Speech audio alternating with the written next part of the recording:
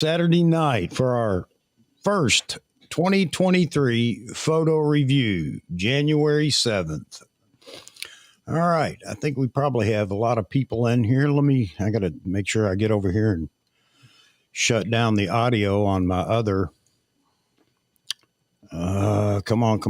Here we go.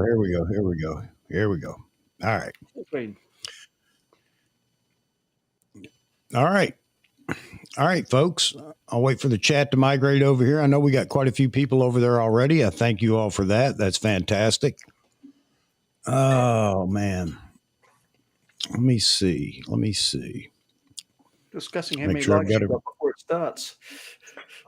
Wow, yeah. All right. Man, that is amazing. Well, Roy, you're already in here. David's in here. Luke S is in. Mike Farwell, Ted, Art Bear, good evening. Good evening, everybody. Nancy, good to see you. Nancy, I didn't see a photo for you. Did you send a photo in? I think she did, because you said so a while back that she already had hers in. Daggone it. You know what? I think she did. And again, give me just a second. Let me go find Nancy here real quick. Make sure. Good evening, Gustavo. Yes, please say hello to everybody while I'm looking for this photo. I will kick myself if I have missed that. JLT Photography. Where are you located? Oh, man. I'm looking at the sideways. I have to move the camera.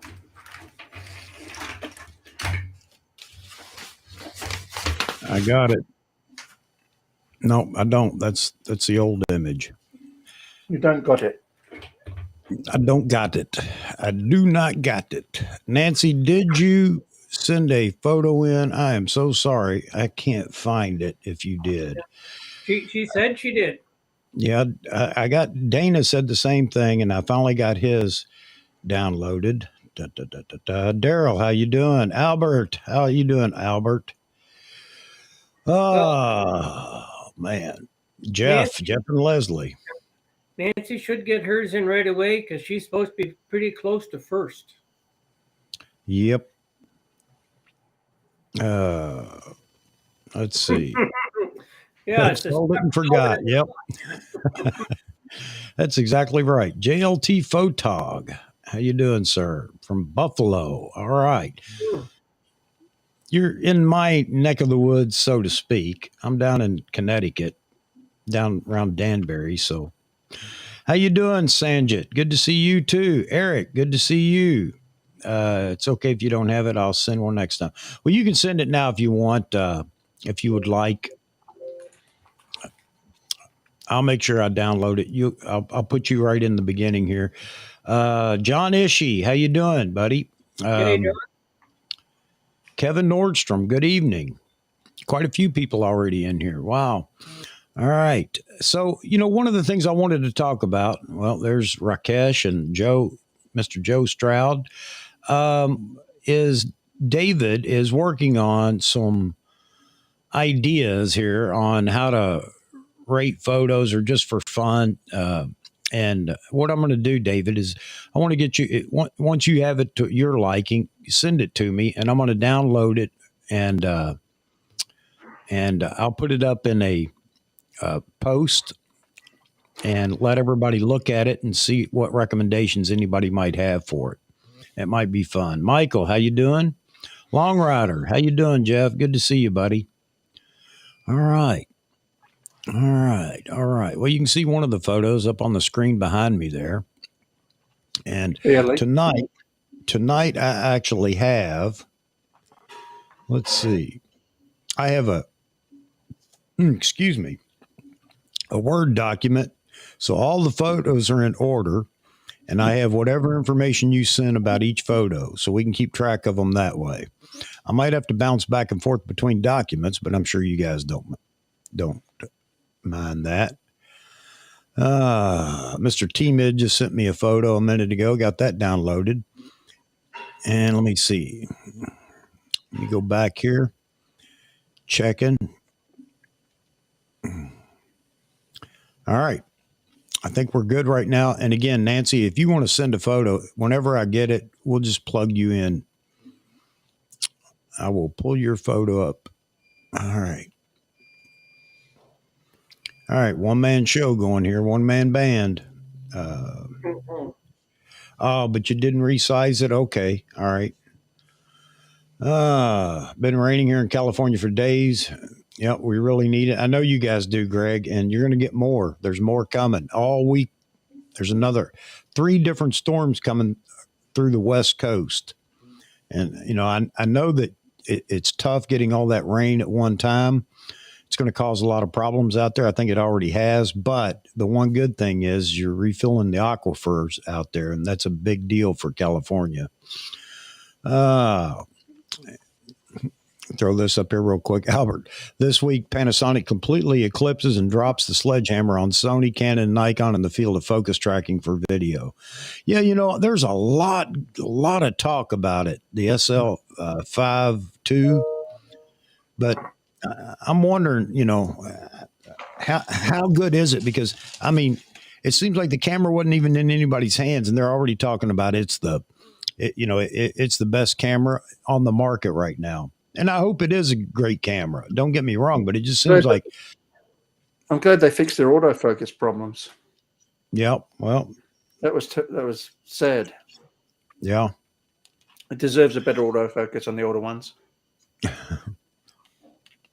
Sanjit's running in for a meeting. Catch up. All right. He'll catch up with us. All right.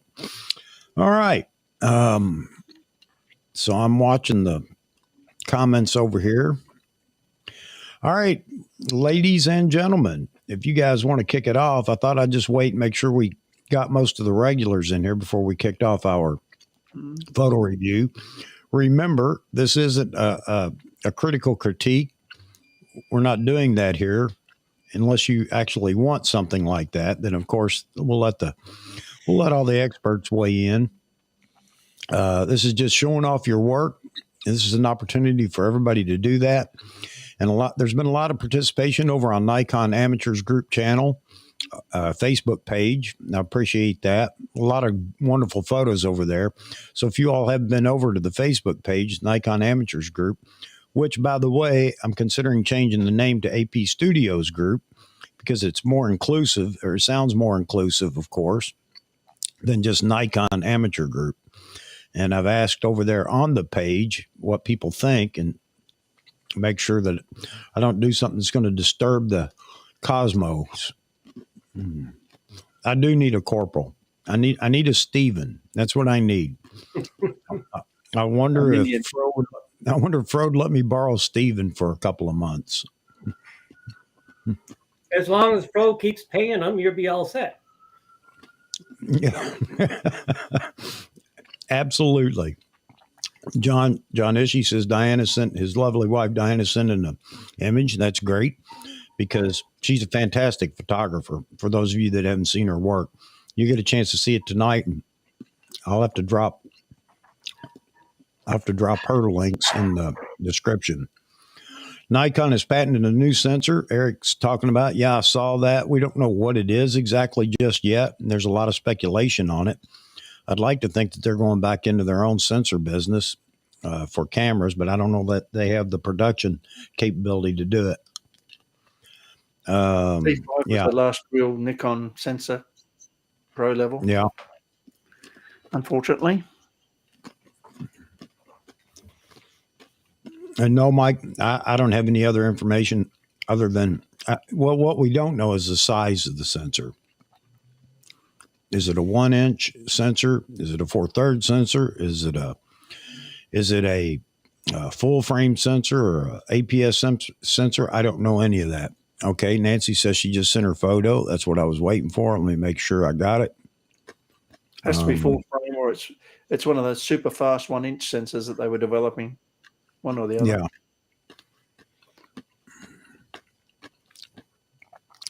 Mm-hmm. Wow, nice photo, Nancy. I can see it. Nobody else can yet.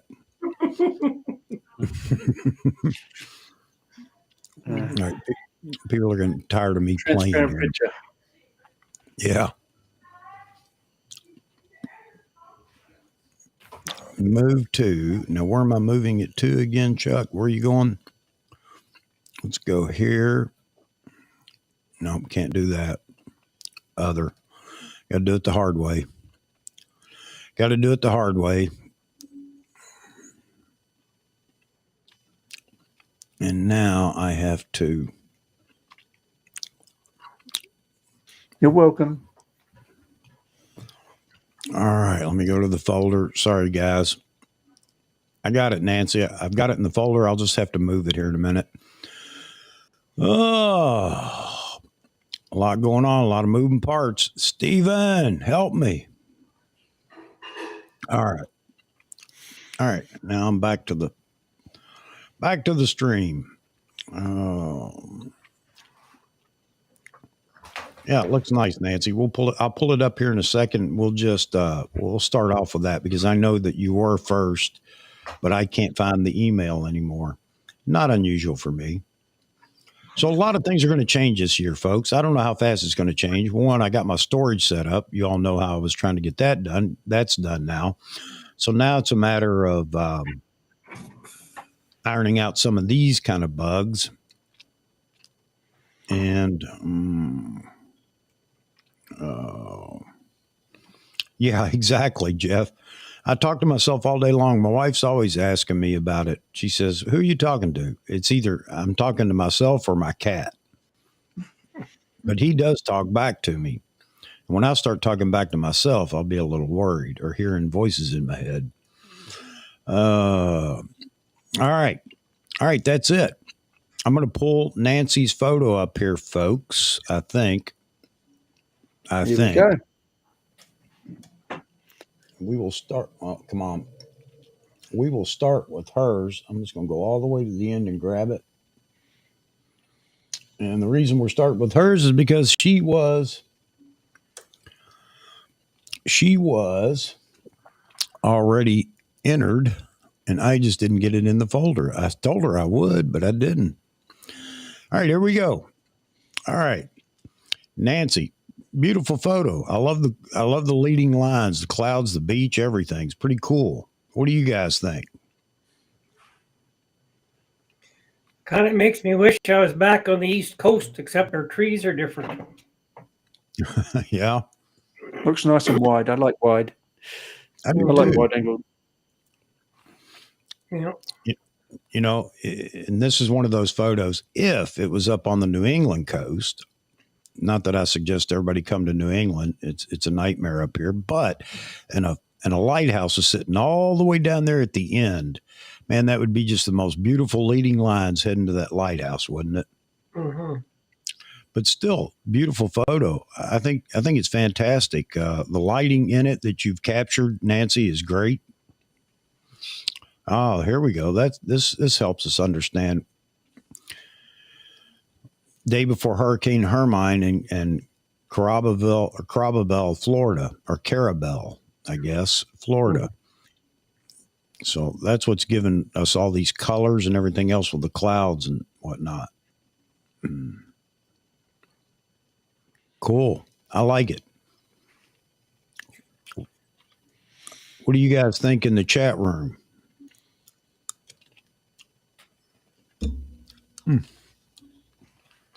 All gone to sleep, I think. Yeah. No, everybody's busy looking at who's here and whatnot. I get that. Michael McDermott says he's allowed to send in beach photos, even though he lives in Huntington Beach, California. Long Rider likes it. I like it, Nancy. I really do. I mean, there's 1,000,001 things of any photo that we could say. I mean, you're dealing with the elements that you had before you, and I think it's fantastic for that reason. But there are always, it's always one of those things you think, man, if I just had some seagulls fly by it right now, that would be fantastic. Let me bring John Ishii in. John, how you doing? We're looking at Nancy's photo here. That's beautiful. Yeah, I think so. I love the red and the clouds there. Mm-hmm. Very serene. Yeah. Oh, this isn't shot in the afternoon. Well, I think it's beautiful. Mm-hmm. I'm guessing down it was Carabel, Florida, right before Hurricane Carmine, or is that it? No, Hermine. Mm-hmm.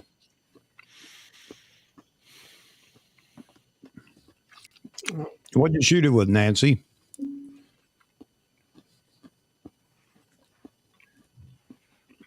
You get extra points if there's an O in the name. I'm just looking at my rating system that I have here.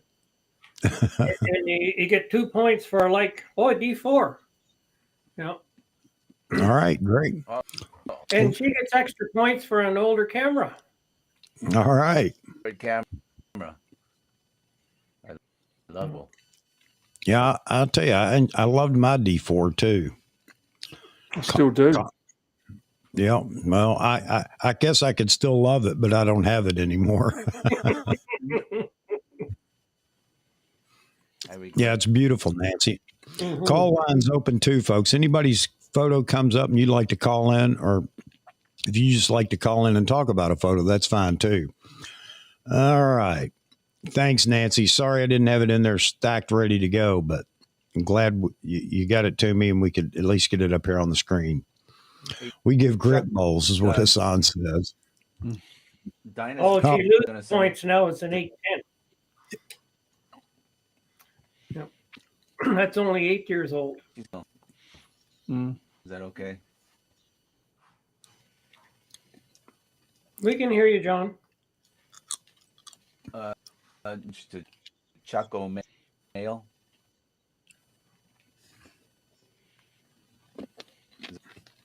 that okay? Yeah, John, if you have, is it for the link? For the showing the image. Oh, okay. Yeah, that's fine. She wants to send it in. That's all I had. D4 was future proof. But JLT photography, the points system are based on how old the camera is. It has nothing to do with the quality of the camera. The point system is done in such a way that you can have a crappy photo and come first, but it is to get people involved. It's you get a point for every year that the camera is old, up to a maximum of 20 points. If you shoot in film, you get more points. If you use an enlarger, you get more points.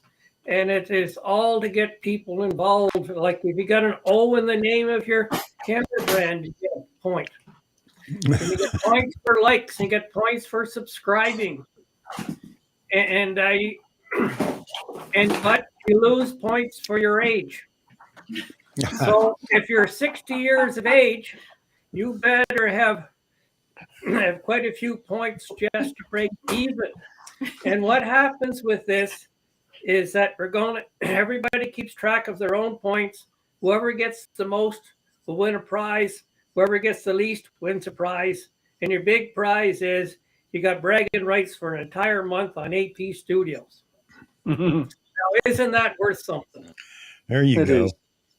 We're going to get all this information. I'm going to put it up in a community post so everybody can see and everybody can weigh in on what they want to do, or if they think they want to add to or take away from, and see what you guys think. Again, we're gonna make some changes this year and have some fun. Have a lot more fun. I'm going to hire me a Steven or something. I got to get me a Steven to keep up with the email and stuff like that. So I had to show the shirt. My wife said, make sure you show it at the beginning, in the middle, and at the end.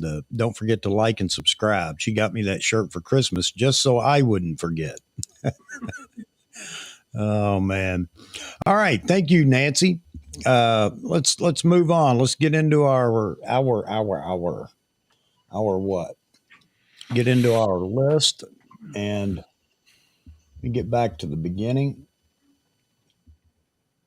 All right, Mr. Milorad, you are up, sir.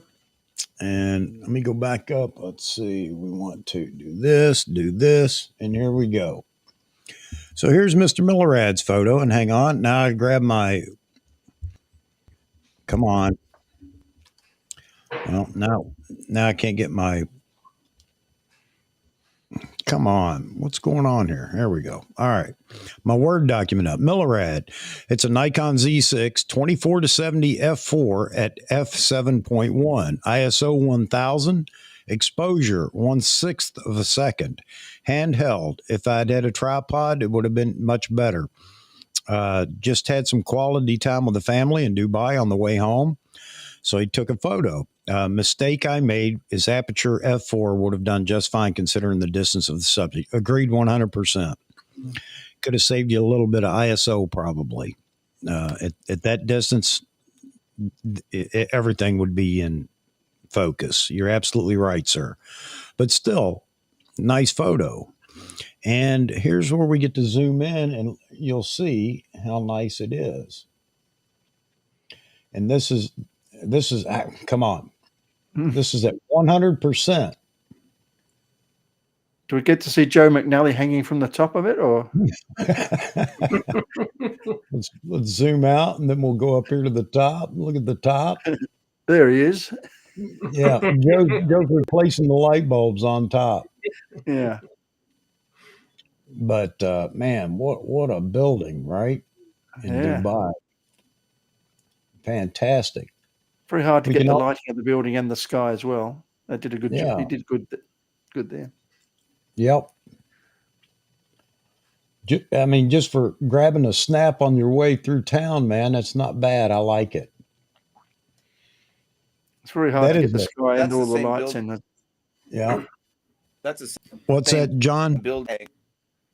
That's the same building top of and Mission Impossible and whatever. Right? Okay. I guess I haven't seen one of those Mission I didn't even like the series. So did you process this, Milorad? Let me get back over to the chat. There we go.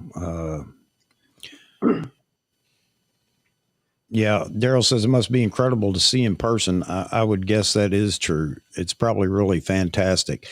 I'm trying to, I guess the light's coming in from the back left of the building because we're in the shadow side here, which is tough to expose for everything. Even, the shadow side having enough light or having enough light to actually to see the detail. Space People says a city with no sewage system. Sounds a worry. Michael, that is Milorad's photo, and he was just traveling back from, I guess, Dubai. I think it's what the case was, wasn't it, Milorad? Or he may not be in here. I remember he's traveling. I don't see him in the chat, but he gets 1 point for every hour of travel time from home for this picture. David's gotten a really long list of grading criteria here for the photos. Getting complicated, isn't it? Well, that's why everybody's got to keep track of their own points. All right. But if a panelist figures that they're kind of cheating their system, we can edit their points for them. All right, so that's Mr. Milorad. Let me get my cursor back. Come on. Man, I'm just having all kinds of problems. All right, so we're going to go to the next photo. Here we go again. Let me pull it up here. Number 2 in the stack will be Luis, and it's a red-necked nightjar south of Portugal, D500 plus the 2 to 500 millimeter and flash. Just enough light to focus. All right, let me pull it up. Go up here. So I saw this photo. I didn't even read the all his details that went along with it. And the first thing I thought was, man, there's flash used here. So what do you guys think of Mr. Luis's photo? And at 100%, I know it's hard. We've uploaded these photos so many times that we start to lose fidelity in them. Yes, But I like JPEGs it. do that. Tim Hunter says it's a redneck pigeon. But I got to tell you, if it was almost dark outside, I mean, almost pitch black, obviously you're going to use some flash.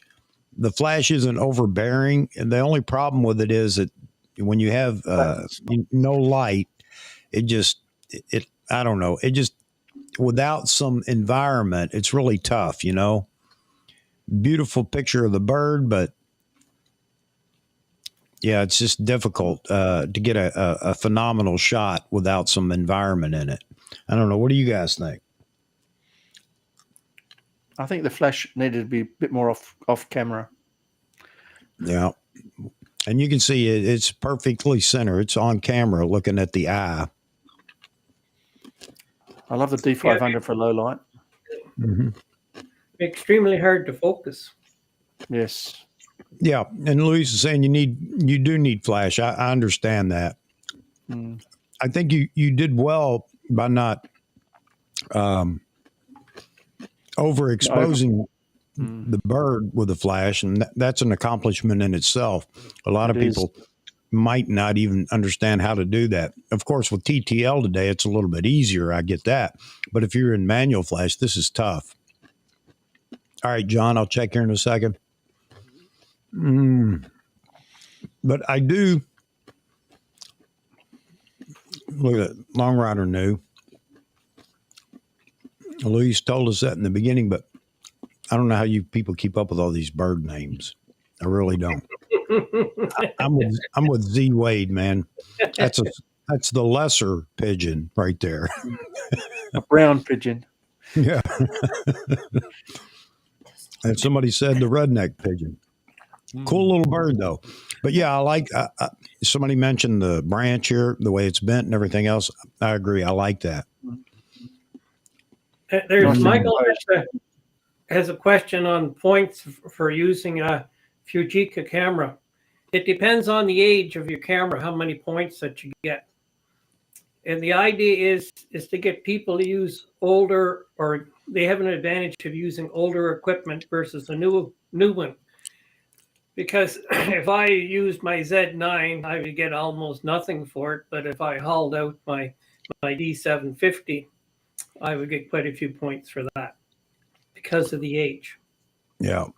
Yep. But I lose most of them because of my age. So if you got a young photographer, you're with an older camera, they're laughing. This is a good point here, Jeff, and you're absolutely right, and I understand that. If I'm saying anything at all, don't take it as criticism. I mean, you dealt with what you had, and I think I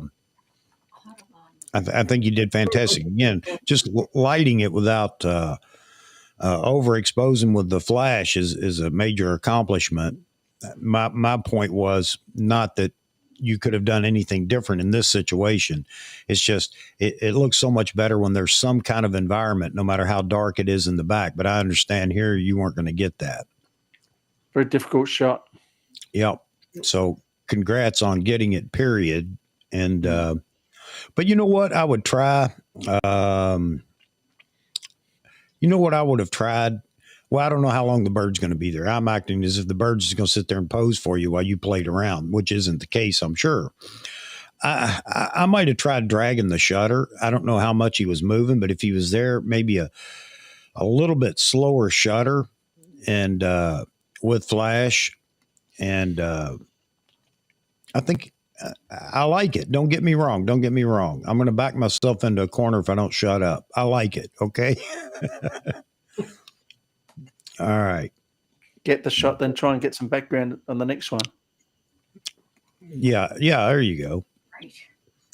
Yeah, there you go. Get your safe shot and then play around. Just try to drag the shutter as long as you can with rear curtain sync and try that. And that's how, that's the kind of stuff I do. I start playing around.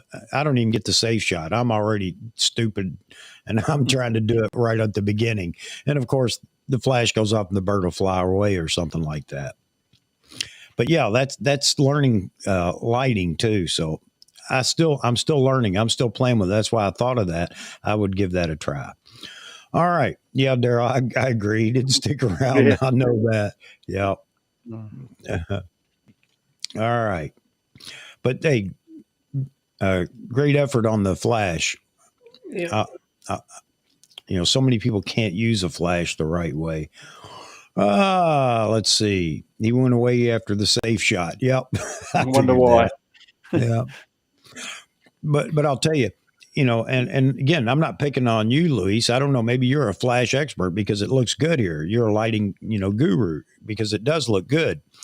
But I would have tried maybe using the flash and dragging the shutter just on the branch if I'd had a few minutes just to play and see if I could find, just learn a little bit more about how to approach other shots like this. But that's just me. Yeah. Oh, and so everybody's weighing in your favor, Luis. They're talking about how hard it is to take a photo of this little bird. Night jars are tough to shoot. They hide in the darkest places at nights. Okay. All right. I'll take everything I said back. Call me the fool. All right. But great, man. And thanks. Oh, close to Faro Airport. Yeah, the important thing is to get the shot. Everything else is a plus. Yes. Absolutely. Agree 100%. But great job, buddy. Great job. All right. I'm going on to the next. I know who this is. He may speak up before I say anything, but I'm going to pull it up here on my notes that I took. Oh, Milorad, you didn't give me any more information.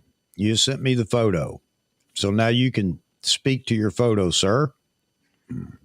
That's brilliant. Is it composite or is it a single shot?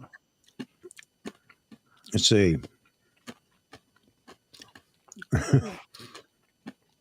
Tim says twin pigeons.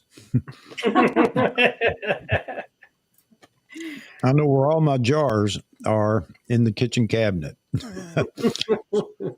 So that was an A7R4 with a 2-600. There you go. Cool photo. Lots of contrast, of course. Love it. Let's zoom. Those claws are sharp. There we go. Oh, come on. I hate chasing the photo. Come on. It's there somewhere. Looks great, man. Look at the claws. Yeah. It looks great. Look at the talons wrapped around that branch. So what are we looking at here, gentlemen? Is that a golden eagle? You know you don't want me to try to identify it. Everything's either a hawk or a pigeon. Maybe it's a pigeon hawk. A pigeon hawk, yeah. A chicken hawk. Immature baldies is what Gustavo's asking. Well, yeah. Juvenile bald eagles is what Jeff's saying. Juvie bald eagles is what Long Rider says. All right. See how smart I am when it comes to birds? Oh, man. All right, guys, give me a second just to download some photos here real quick. Good shot. It's the Mongolian juice.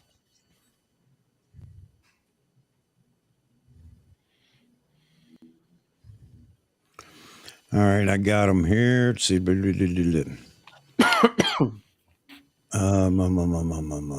Just getting the information here. One with an iPhone 14. let's see. I guess the first two are with the Hasselblad X2D. All right. Let me do this real quick. Let me see if I can pull these up, Mr. John. I don't want to do it that way. I want to do it this way. And I'm just going to pull these up on the screen, John, over top. Here, like this. So this is, sorry guys, this is Diana Ishii, John's lovely wife, avid photographer, and very good at what she does. I'll put this up here real quick. Picture of John. Tell us, John. This was the and I think they're picking up for Hasselblad 2D up to our balcony and saw this storm coming and angry clouds and whatnot. And so you know. Well, the X2D gives us a lot of room to zoom, doesn't it? Needs a prettier yeah, model.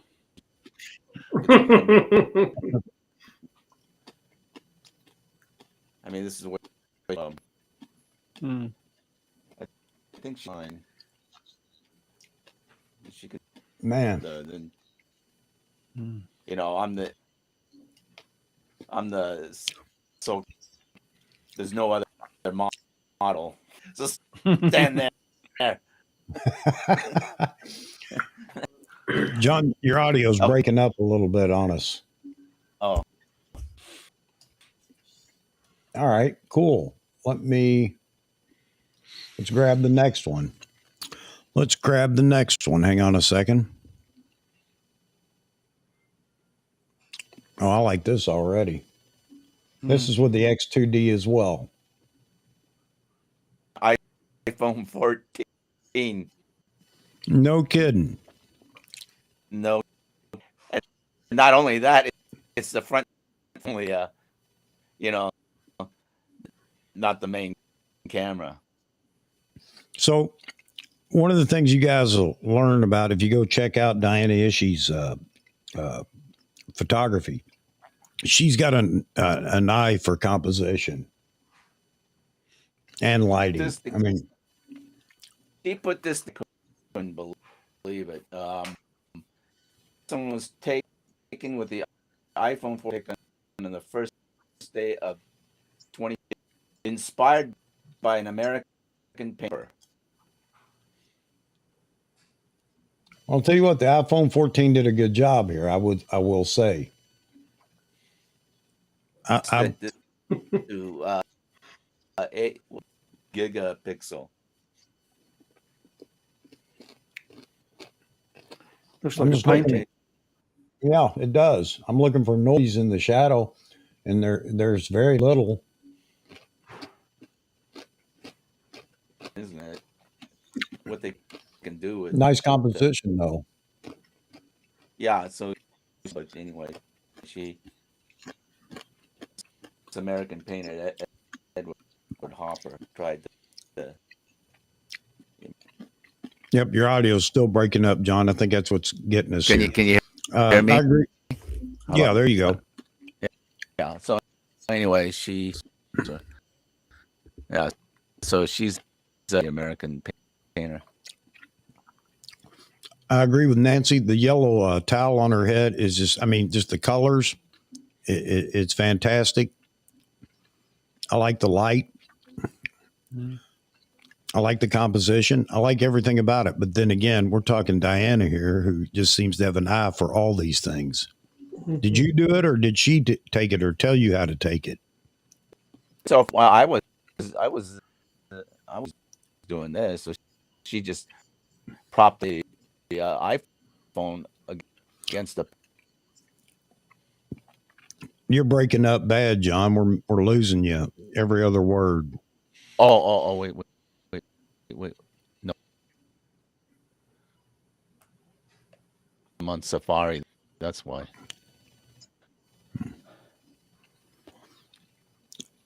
Yeah. Let's see who else.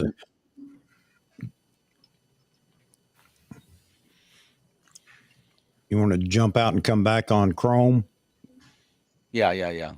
All right. I like JLT. Your smartphone's giving a $5,000 camera a run for its money.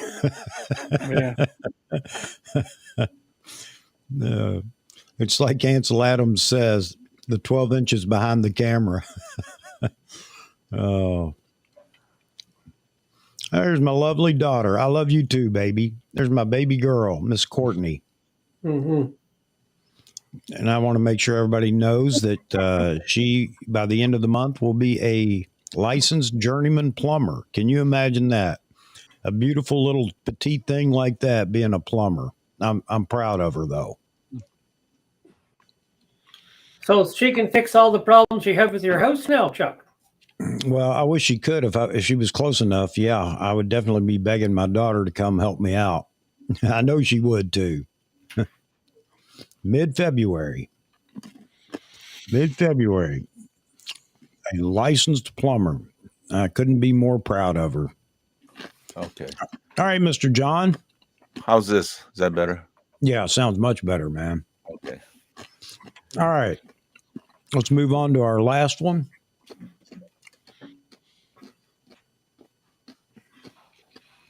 And then we'll get one. Long Rider's getting long play today because we keep coming back to his. Well, that deserves it, that shot. Okay, what are we shooting here, John? Oh, that was with my Nikon Z6 and 24-120. Okay.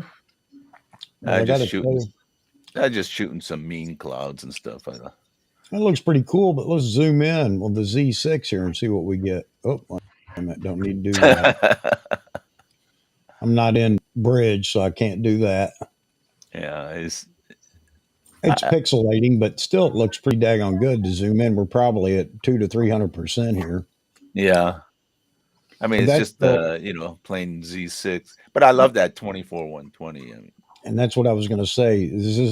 Was this at 24? I'm sure it was. I think it was. Yeah. Yeah. Well, it's plenty sharp enough. That's for sure. Yeah. I mean, that lens is such a no-brainer, inexpensive, very powerful. And I love my little Z6.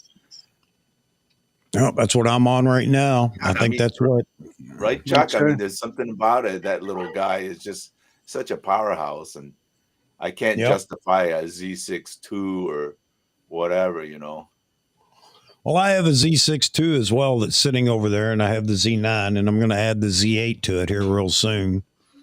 Can you tell the difference between the 6 and a 6.2? Is 6 and 6.2? Not as far as image quality or anything like that. No. Okay. No, I can't. Gustavo says Toronto in Malaysia. Oh, yeah. The Z6. The Z6, and not to get off on gear here, but we're eagerly awaiting the Z8. And of course, we know the 85 1.2 is going to come out. There's already a lot of hate for that over in Nikon rumors. Anybody because some people just can't afford it or can't, whatever, or they don't like it because it's expensive. So therefore it's no good. It's just that simple. I don't get it. I mean, there is no other reason. I mean, I don't know what other reason there could be. That, just some people got to complain. But the Z8, I think the great thing about the Z8 coming out, and I'm sure it's going to be the next camera now. I thought it could be the Z6 III because I think that's a very anticipated camera. But with the Z8, it's going to tell us what the Z7 is going to be. The Z8 is going to spill the beans on what's coming afterwards. And I'm going to tell everybody right now, I do not believe at all it's going to be a 61 megapixel sensor. So we'll find out soon enough. I think it ain't going to be cheap. That's for sure. Oh, no, it isn't going to be cheap. No. But, it's going to tell us what else is coming, and it could, and if it's crazy expensive and it doesn't have, anything so spectacular to warrant the cost, I may wait for the Z6 III, and then I'll have all three models of the Z6 series. Because honestly, go ahead. Do you think the it'll have a what do you call the no shutter? Shutterless, I think so. I think the Z8 is going to be no shutter. Yeah, it's going to be shutterless. It's going to be the Z9. I mean, I don't know how I can say it any differently. It's going to be the Z9, just in a smaller form factor with a few. I don't know that they're going to use the cripple hammer. They're not going to have to, because the size of the camera is going to be enough of a cripple hammer, and it will have a few things. In my belief is it will have a few things that are even better than the Z9 because of all the tech that we have right now. Maybe not. I had initially said the OVF or the EVF and the LED or LCD would be better. But if the rumors are correct and the Z8 was already mocked up in clay and basically ready for production, then they may not include a lot of the latest tech in it as far as hardware goes. Firmware, yes. All the AI stuff, yes. And it may do things a little bit better. All right.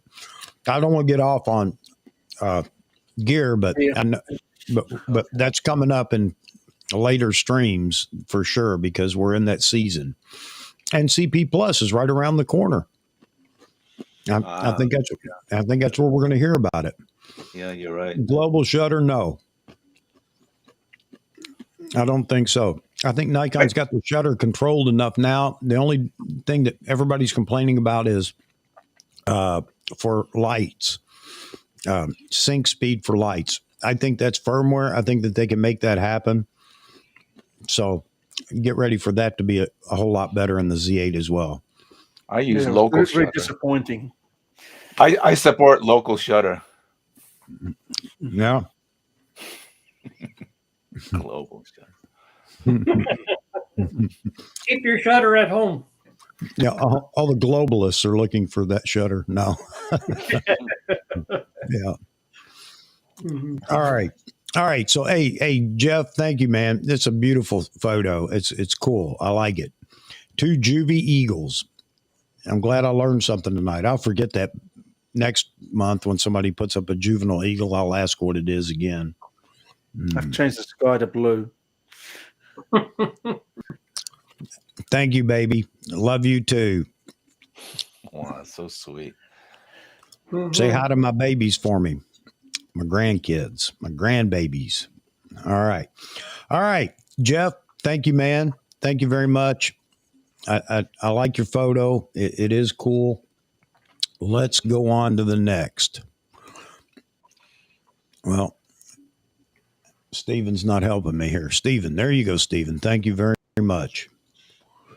Right, Stephen, now we need there you go. Good job, Stephen.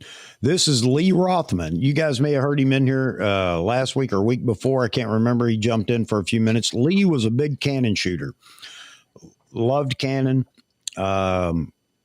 Decided he wanted something smaller. He's getting up there in age, and he wanted something smaller, a system that's a lot smaller. So he tried the OM system, the new OM1, and he's a big fan of it now. So this is his shot with the OM1.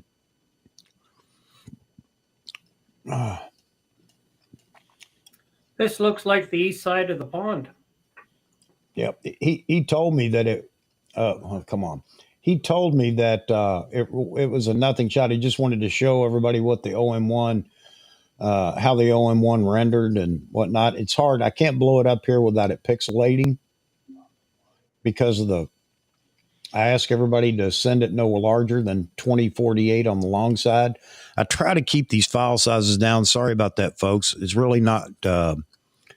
It's really not fair, but I don't want to fill up every other bit of. I guess I could just trash all your photos after the fact, but then again, when I need money, I have to dip into your photo stash that I have to sell them. Yeah. Maybe people should send you with 2 resolutions. One full size and the other the 2048 for posting. So then you got a choice when you go to sell it.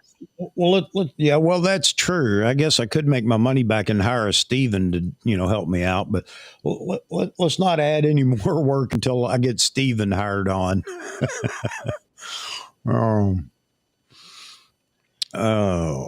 yeah, Tim, it would have. And he told me, he said, look, I know it's not much of a photo. He sent me a couple of photos and I asked him which one. And he said the waterfall would be fine. But he just wanted to, show everybody, hey, here's the OM1, because I haven't seen a photo other than the ones that he sends me of an OM1. It's kind of nice to have that system in our group too. I love the OM1 film cameras. They were brilliant. Yeah. I think he was using, don't quote me here because he may have been a bit of, a good distance away, but I think he might have been with the 1-400, if I'm not mistaken, which is really what, something to 800 or something like that on the OM1. I can't remember. He didn't tell me. He didn't give me any information. I know you guys asked about that before, so this time I actually went back and sent an email if people sent me a photo with no information and said, you didn't send me any info. And I'm really proud of myself this time. Ha ha. I have a Word document, and as the photos came in, I would save them, number them, put them in Bridge, and then come over here and on the Word document and same number system, numbering with each photo, and put all their information that was sent for it. They're sent with it. Sorry. But all right, Lee, thank you for the submission. Thank you, buddy. I like it. I mean, obviously it is what it is. Just like you said, it was not a snapshot, but showing some of the capability of the camera. All right. This is Mr. Rakesh, and this is with a Nikon Z7 II, Nikkor 1-400 Z lens, of course, at 240 millimeter f10, 1/10 of a second at ISO 64. What say you, panel and folks in the chat? Wow, beautiful. I think so.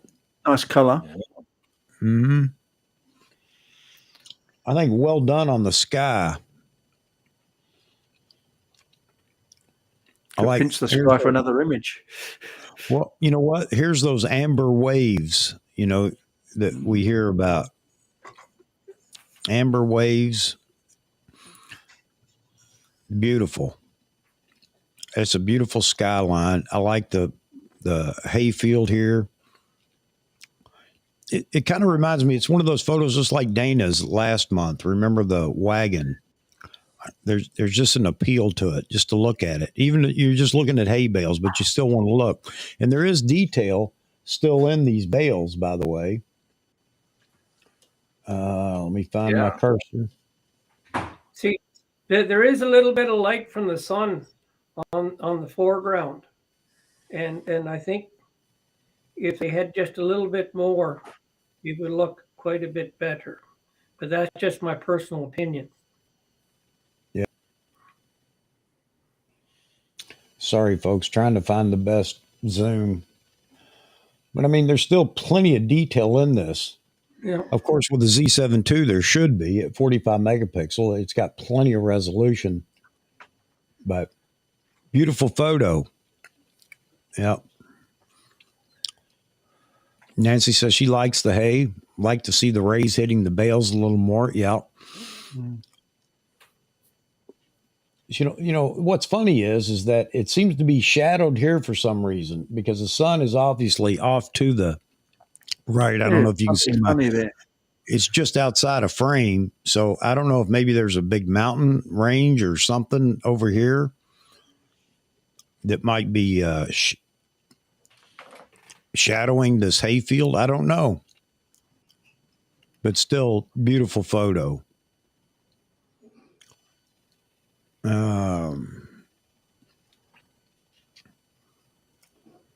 looking at the comments here, folks. All right. Yeah, Rakesh, I like it. And Gustavo says good composition. I agree with that too. I like the composition. You know, this is one of those things too. You were smart in looking at your composition, something I'm not.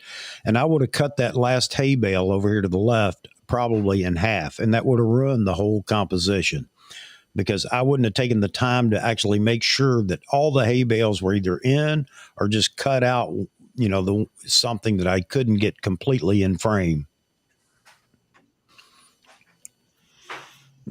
Yep. Long rider. Hey, what's on the ground? All right. Anything else, guys?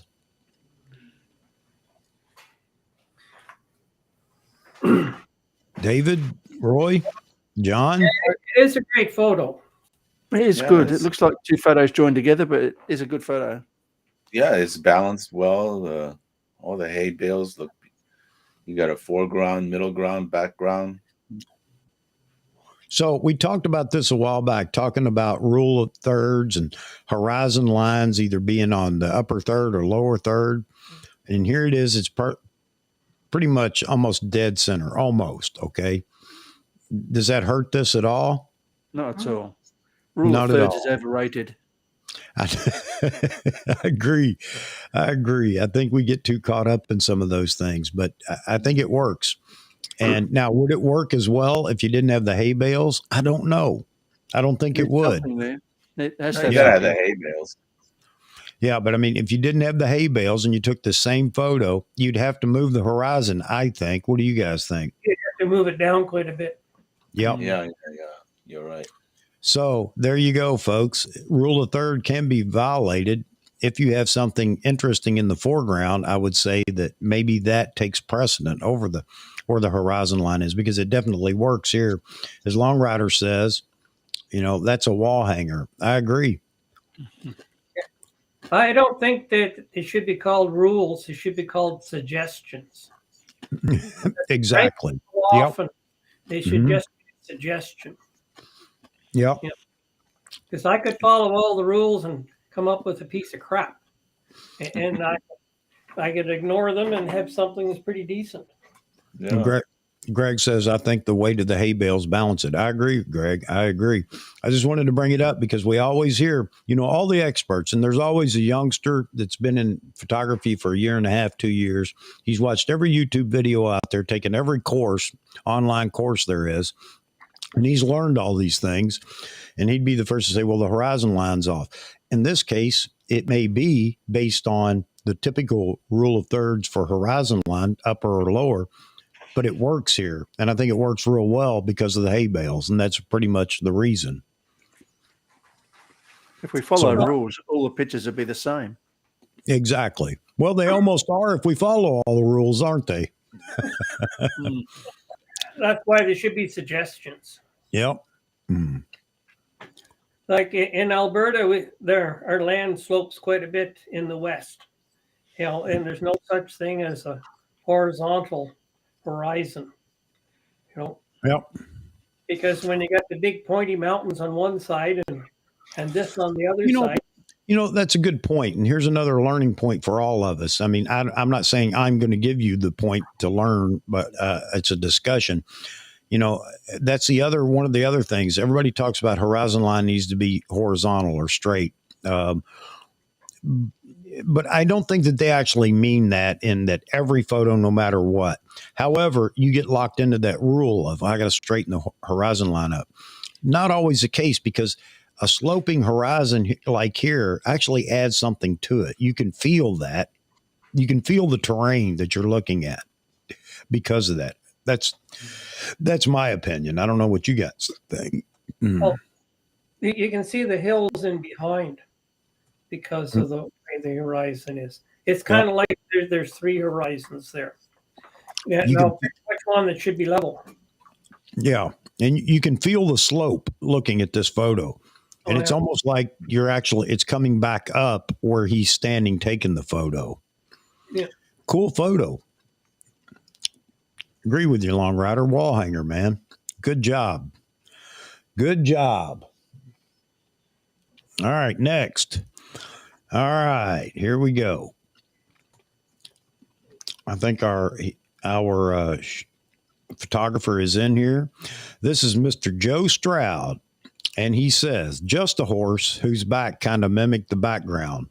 5D Mark II with a 16 to 35. That's about all I can say. I just like the composition. And that's all that matters is you like the composition. And of course, I like the processing. I just like what you do, Joe, because we don't see this enough, you know? If I saw this, if everybody was doing what you're doing, Joe, it'd probably get old. But the fact is, nobody else is doing it, and I like it. Wow, that's cool. It is, isn't it? Oh, yeah. But this is Joe Beautiful. Stroud. He's always doing this, stuff like this. Yeah, see? Oh, his eyes. Cool because the snow's not melting. See, I hadn't even considered what that was, but you're right. I guess that is snow. Yeah. I've been there, done that many times. And that time of the year, I ride bareback, so I get some of the warmth off the horse.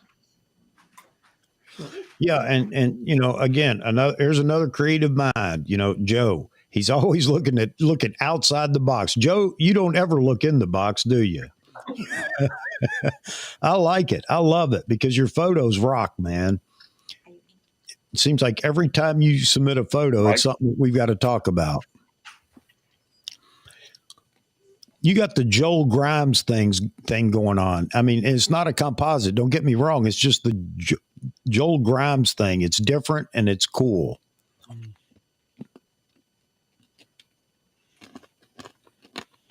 Yeah, Nancy says this would sell. Just call it Yellowstone. Thanks, Nancy. I'll do that when I put it on the market. Joe says my thumbs froze. And the box is boring. I agree. Shoulders and valleys is what Long Rider's saying. Yeah. Is he feeding the horse to keep it still like this? I don't know. Joe, answer that. Hey, guys, say goodbye to John. He's got to go. I think it's time to take Mama to get some breakfast or some brunch. Oh, he's going to the camera shop to get a card and card reader. All right. All right, John, thanks for dropping in. Please, if Diana isn't listening in, please tell her thank you for the photos. And I'd still like to get her on one night so we can talk to her. She can talk to the audience because I know they'd like to talk to her about her photography. All right. All right, sir. Take care. Hey, you guys. David. Yeah. Roy. still Jeffrey Neville. I miss you. Where are you, Jeffrey? Jeffrey's on a hiatus right now. He's gearing up for 2023, I guess. I don't know. I think he's just taking a break because he'd been on about every stream I did, and Lord knows the guy needs a break from that. Hey, I wanted to tell you one little short story, okay? Yes, sir. This friend of mine in San Francisco, right, has been posting some pictures of this particular owl. It was a snow owl. Mm-hmm. So I called him. I said, "What's the deal with this owl?" And he told me this owl showed up in Anaheim, California. One owl. Huh. So he and his buddies drove from San Francisco to Anaheim in one shot.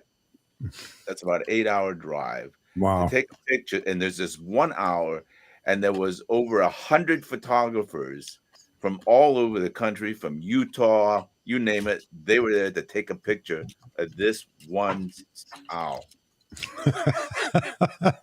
I mean, you talk about Maven, right? I mean, you gotta be kidding.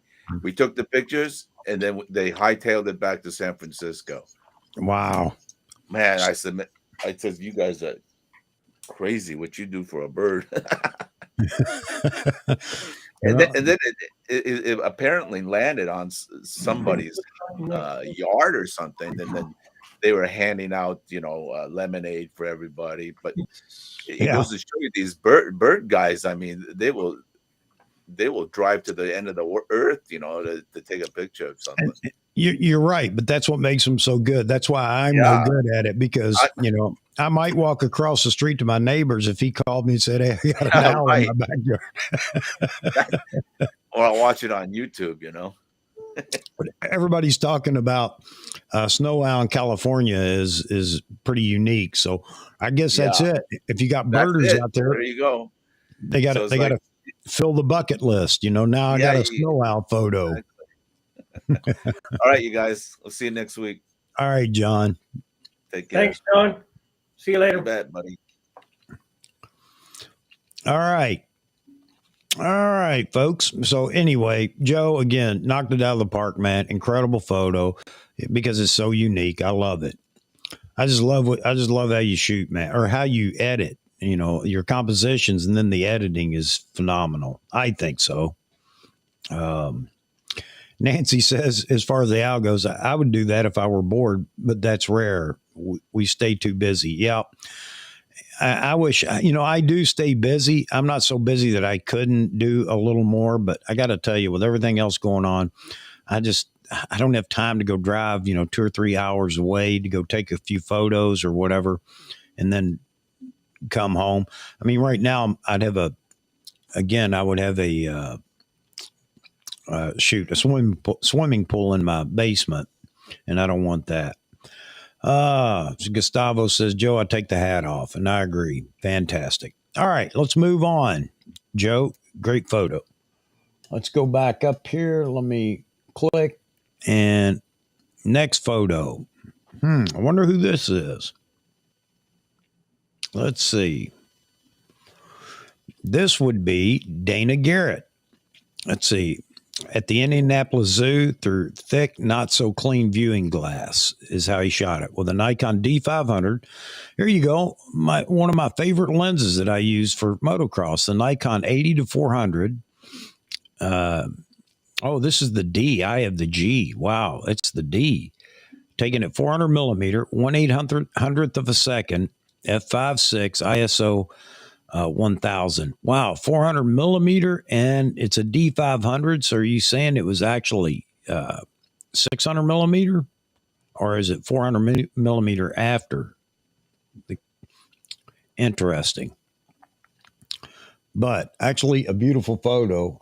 I don't care. We had this discussion, didn't we, just recently? Is it cheating taking photos of animals at the zoo? I say no, but that's just me.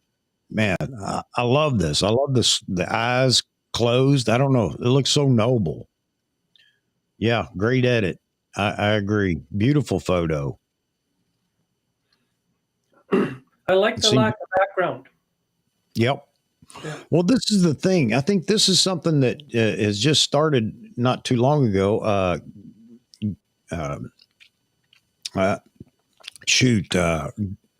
I'm trying to think of his name. Gutrip was on the channel about 6 or 7, 8 months ago, and he had started this wildlife art, is what I called it. I don't know what he was calling it, but I call it wildlife art, where he was killing backgrounds and just bringing the animals out, or even just the parts of the animals, maybe just the trunk on an elephant or something like that. But I love it. I think it's fantastic. It is artwork, I think. Wildlife artwork. And D Moots just did this recently. If you guys remember, one of the photos he showed us was the tiger, and it was taken at the zoo, but he did the same thing. And I think it was just a phenomenal photo. These are photos that you definitely want to print. If I had taken it, I'm printing that. Yeah, Nancy, this looks like it's backlit from the left. It is. I think it's in the processing.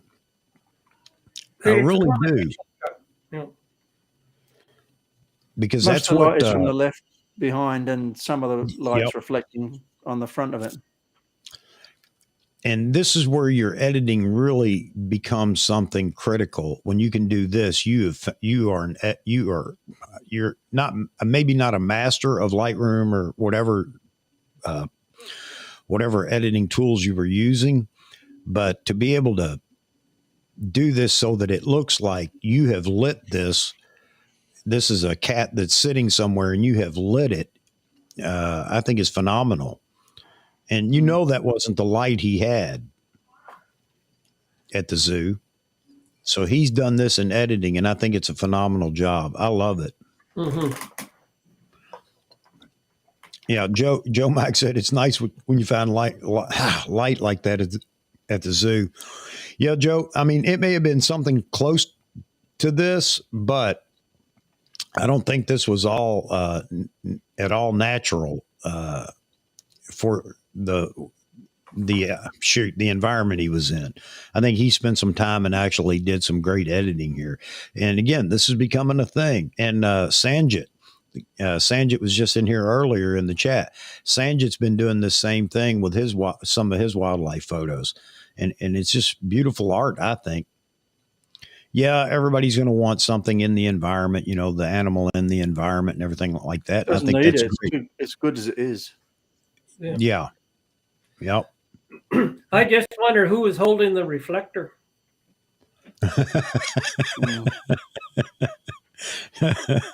That's why the line's squinting, because the flash went off.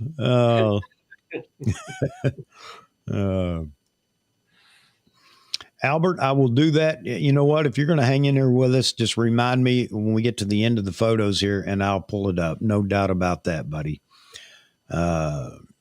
Yeah, I think everything about it is great. Great job. Another one. This is a print. This is image to print. Again, great job, man. The only problem with it is I wish I had taken this photo and edited it. That's the only problem with this photo. And for me anyway. All right. And now I found my cursor again so I can get back to it here. Here we go. Let's go to the next. And this is zoomed to about 8 million. Why? Mm-hmm. Oops. There we go. All right. I'm losing my cursor. What's going on here? All right. So we have Mr. Rich with a Nikon 800 millimeter 5.6 Z9 1/1250th of a second f7.1 ISO 800. So this is the big daddy 800. Man, not the PF lens. Make sure I'm right. Yep. All right. Beautiful little red fox. Yeah, I'd say it's sharp. Yep. No doubt about that. Mm-hmm. Yeah, it's a beautiful little red fox. I don't know. So what do you guys think? It's lovely. Needs a longer lens. Yeah, exactly. I guess he didn't have the 1.4 engaged. So with this lens, you guys know if it's the latest 800, not the PF, but the latest F-mount 800, it comes with its own personal TC14. Except you have to plug it in. Yeah, you have to put it in line. Yeah. But it's tuned for that lens. That's pretty amazing. But yeah, it looks fantastic. Somebody said they like the pastel colors, and I agree with that. Long Rider says my first girlfriend was a red fox. Yeah, for 2 X's though. Yeah, beautiful colors in the face, great capture, focus spot on. Love the fall off, the depth of field looks great. Yeah, well that 800, man, you know, depending on what was behind it, I would dare say not much, maybe just field, grass or something. You wouldn't know, it's so blurred. It's beautiful. Yeah, exactly. It just turned to cream. Fantastic. All right. Because the depth of field is so shallow. Yep. Because only one ear is in focus. Yeah. Yep. Way to go, Rich. Beautiful, beautiful capture, man. Beautiful capture. Now, coming up next for your enjoyment is Jeff and Leslie. Jeff had sent me a photo just of his flintlock. that it's something he does, and I'll let him explain. And he hadn't sent a photo, so I took that photo. I said, I'm going to put it in the photo review. So let me grab it real quick. Move on to the next photo here. So here you go. Nice work. This is his work, guys. Not. I wish I could. It's not going. Yeah, it's going to let me. It's pixelating a little bit, but at least you get a chance to see his work here. It's cool, brother. I've got a cap lock that I'd love to get refinished. It's not going to hurt it. It's an old one. Belonged to my great grandfather. I'd love to get it refinished. I'm not worried about hurting its value. I don't think it's worth that much anyway. But man, tiger maple, Jeff, I'm guessing it's not made to look like tiger maple. Beautiful. All right. So I had to throw Mr. Jeff's photo in here. I thought it was a lot of fun. All right. Let's see if Jeff's still in here. Paging Jeff and Leslie. Paging Jeff and Leslie. Yeah, that stock is beautiful, JLT. I agree. Looks like he's done his own brass work on the trigger guard, too. So maybe I need. Now, I think we looked at this photo before. I think last week or something. I can't remember. But this is Nick T, and this was taken with his D850 and a 40-year-old lens. Didn't say what kind of lens or just a 40-year-old lens. But if you guys remember, we talked about it, I don't know, last week or something like that. But I thought it was a beautiful photo. Again, for black and white, man, it's fantastic. I don't know what lighting there was or what in the garage, but even though he's sitting in front of a car, I think it's a pretty cool photo. To me, it looks like a flash. Yeah, very low flash. Yeah. A little bit low and to the left. But he's been doing, he's definitely, well, I don't know. It looks straight on to me. And the only reason I say that is because when you look at the eyes, the catch lights are right up in the corners. You see what I'm saying? Yeah. So, but, and it pixelates when I'm trying to do it here because it was a small file to begin with. But I don't know. I mean, you know, a golden retriever is going to reflect a lot of light. And I'm guessing that's what we're looking at here.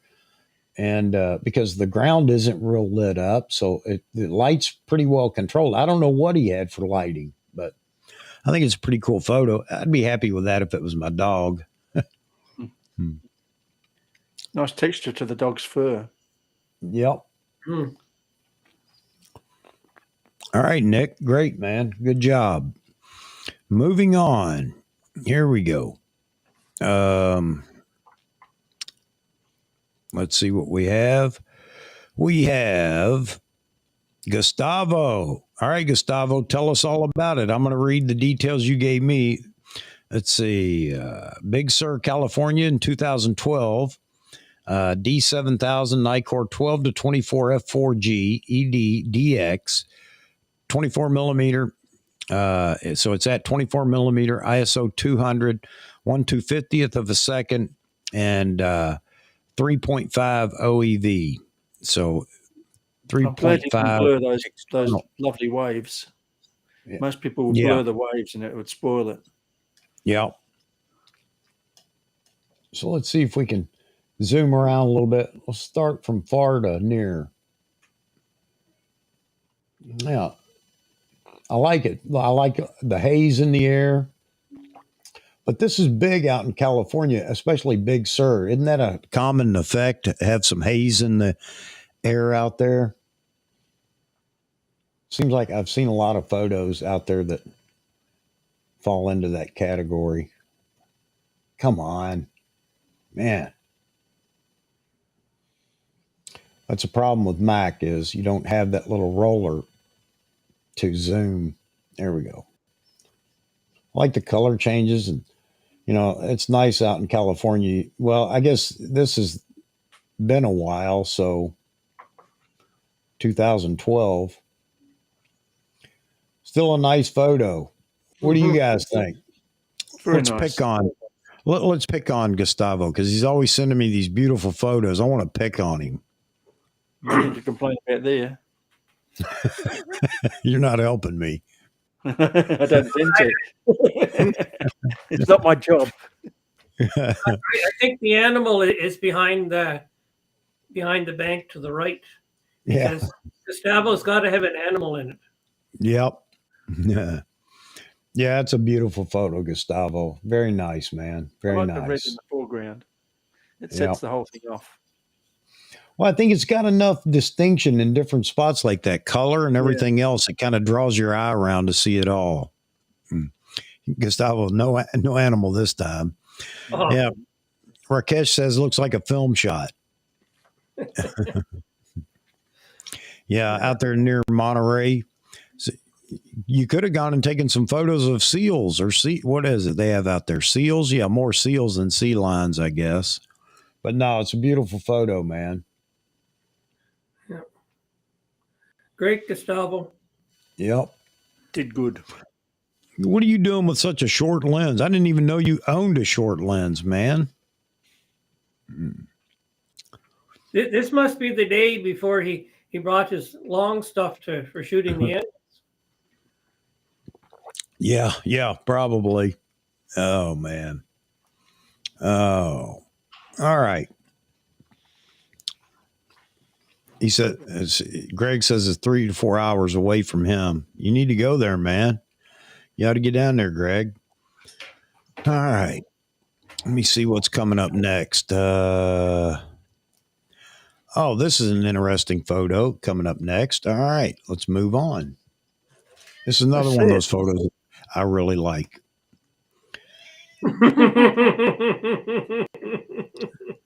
There you go. I love this. Oh.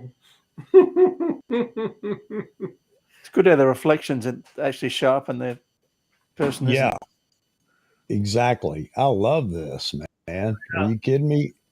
That great photo of your son. And that's what it is. It's a photo of his son. I think it someday that he's going to cherish this photo. I love it. We'll sue you for taking a picture. Oh, man. Yeah, everybody seems to think the same thing. Everybody's got a kitty cat. Yeah, there isn't much to say about it. I mean, there's nothing wrong with it because it is what it is, and it's just a fantastic photo. Like Greg Wilson said, there's a shit commercial. Thanks for the idea, Greg. Don't tell anybody. Yeah, lighting is perfect. I agree. It's cool. I love it. James says it looks like film. Yeah. Norman Rockwell feel. Yeah, I agree. Chosen. When he sent it to me, I thought, man, I really like this photo.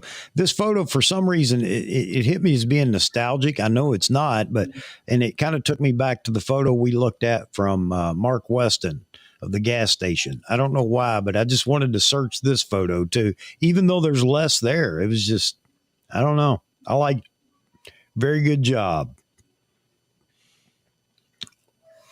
Oh. All right. Would the photographer please stand up? And this is, so that was Joe Dixon. That was his son he took the photo of, and that's all the information I have, but that's enough. It's just a beautiful image. Castile. These are the details of the photo. Big Sur, California, 2012. So, okay, now wait a minute. Now, how did Gustavo, D7000 Nikkor, 1224, blah, blah, blah. You got to explain what's going on here. So is that another name, Gustavo? I don't know. I like the photo.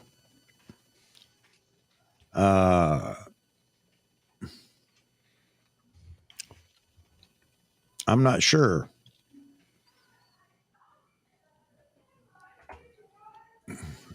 Gustavo agreed. uh,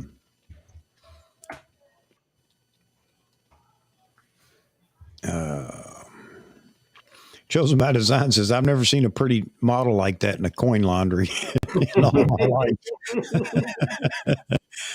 Yes. Yes. All right, Roy. Thank you, buddy. Everybody say goodbye to Roy. He's got to go do some things, but thanks, Roy, for dropping in, man. My pleasure. Peter, I missed my own photo. Well, you can always watch it in the replay. All right. Pin-up model at the laundromat. Yeah, that's exactly right. And, you know, she is a striking pin-up model. Mm-hmm. I'd like to see her at a car show or a bike show or something. I think she'd be fantastic to pose with some of the vehicles and things. But there were a couple of photos, and I thought they were both good. But I liked this one because I liked her, and I liked her pose and everything else. It's just a cool photo. All right. David. His. I gotta fix right. this. Give me All a right. couple of seconds here. Greg Wilson says he's got to go do laundry. Buddy, I know how you feel. I do the laundry here. My wife works from home upstairs. She works till all day until late at night. So I do all the domestic work here. So I know how it goes, buddy. Or a vintage airplane. I agree for the model. There are a lot of things you could actually do, have her pose for. I think it'd be great. I'd like to have a model that would be willing to work on and off, that, you know, a pinup model like that. That would be great. Sandra Paul says, knees, hips to get more curvature in the image. Tilt the knees and hips. Yeah. Yeah. All right. Joe's got to run. Joe, thanks for being in here, man. Always enjoy your images. You have a good night as well. Everybody say goodbye to Mr. Joe. Well, James got to go. Have a great night, James, man. Enjoy the family, brother. Yep. So here's another idea. Her posing with a vintage camera. Absolutely. That'd be a fantastic shot too. I agree. I'm still trying to figure out the Castile Gustavo thing. How did I get these two mixed up together? Gustavo,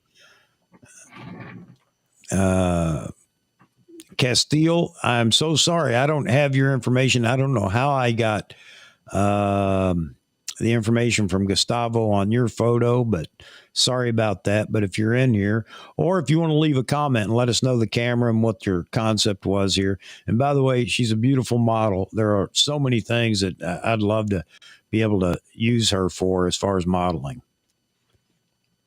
All right. Well, this is not if it's Gustavo's photo, this is not the normal type of animal that he normally has, but I like this one better. Yeah, no, it definitely wouldn't be the norm for Mr. Gustavo. That's for certain. And Jeff says, he says, I'd like to have a model like that too. Only problem would be how funny I walked after Leslie did something with my camera. Yeah, I understand. Oh, man. All right. Let's move up here. Boom. Make sure I'm not zoomed in. Mm-hmm. I like the juxtaposition of the old and the new here. And this would be Tim Hunter. Tim, I think you're in here, aren't you? I thought I saw you in here. And this is photo number 14. So we're getting through them here, folks. Let's see. Yep, we're about on schedule. This is where we should be. All right. I think it's a cool photo. I mean, I think it's a cool photo because I'm one of those weirdos that loves to search around in photos. I love to do this. Zoom in. I don't care about how it pixelates or anything, if that's the case. I just like to go in and look at the details. But brand new building behind it, and you've got this building. I guess maybe they're going to restore it or something. I don't know. Yep. It looks like they're going to restore this building because there's a steel frame on the inside Yeah. that you Yeah. can see. Yeah. And, this happens an awful lot in Europe. They'll redo a building, but they'll put a steel frame on the outside so they can take out the innards, and then they'll rebuild it. But this one, Oh, here you go. So this is the A-bomb dome in Hiroshima. Wow. Okay. So it's where they dropped the A-bomb, World War II. Wow. Yeah. Cool. Are they doing anything with it or just trying to preserve it as is, Tim, if you have any more information about it?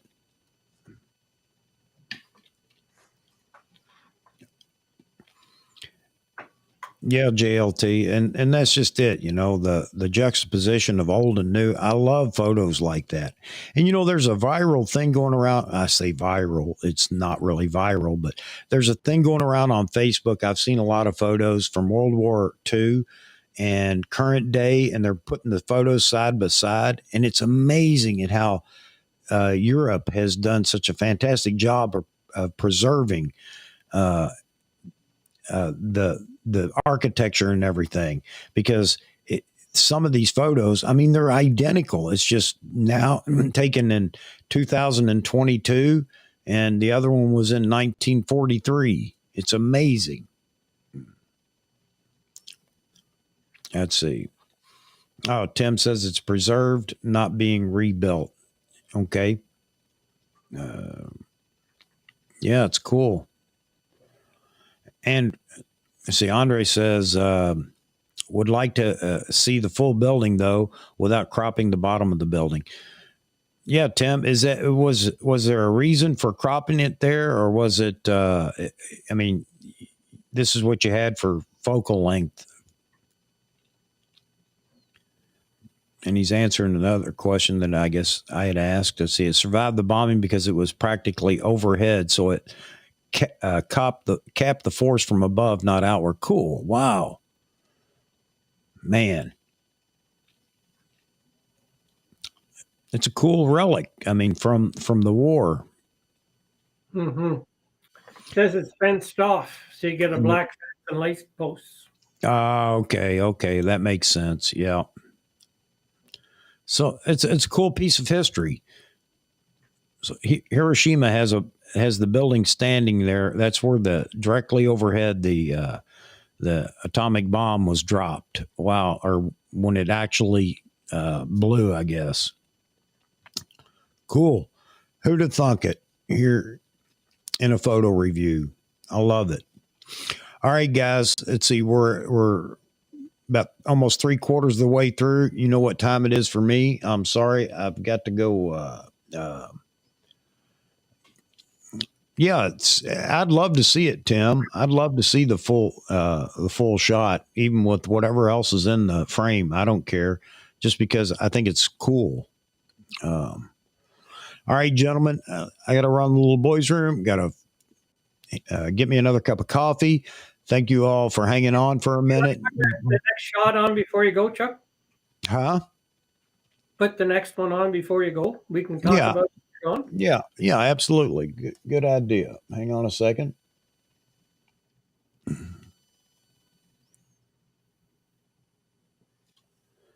And this is... Yeah, I know who this is. Well, you talk away since it's yours. I'll be right back, folks. What? I shot this one handheld, and it's 5 1-second exposures handheld, and then I blended them together. But this just shows you what the image stabilization will do on the new system that I have, and I was actually surprised at how well that they came together, because you can see all the movement, all the people, and the LRT, and you can see through it. But it, to me, it just, because with the newer cameras and the newer features, you just got to try it out and see what you can do. And I've got shots I took of downtown London in front of a museum, and you get some people standing still and some people moving and some people look like ghosts and all the rest of that stuff. But this was shot in the early evening, you know, so and I used fairly low ISO so that I could have a 1 second exposure on this. But the thing, I like to shoot an awful lot of light trails, and if you look really closely, you can see where the pictures are joined together by the headlights. You can see the brakes.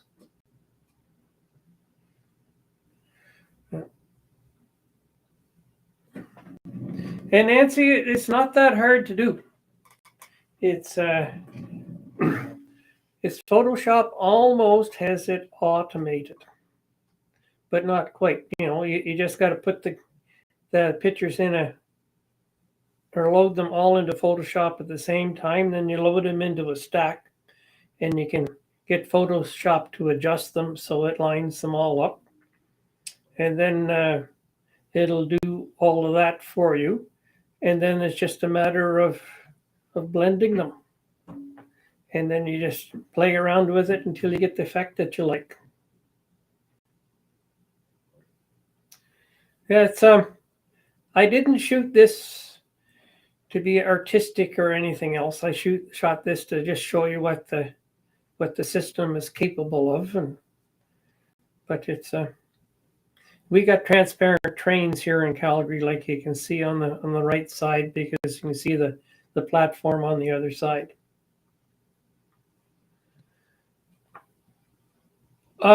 No, Gustavo, this was shot in Calgary, Alberta.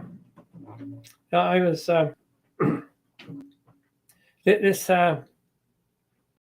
one of the end stations downtown, and there's a place where you can stand where you're not supposed to, but you're protected from everything, and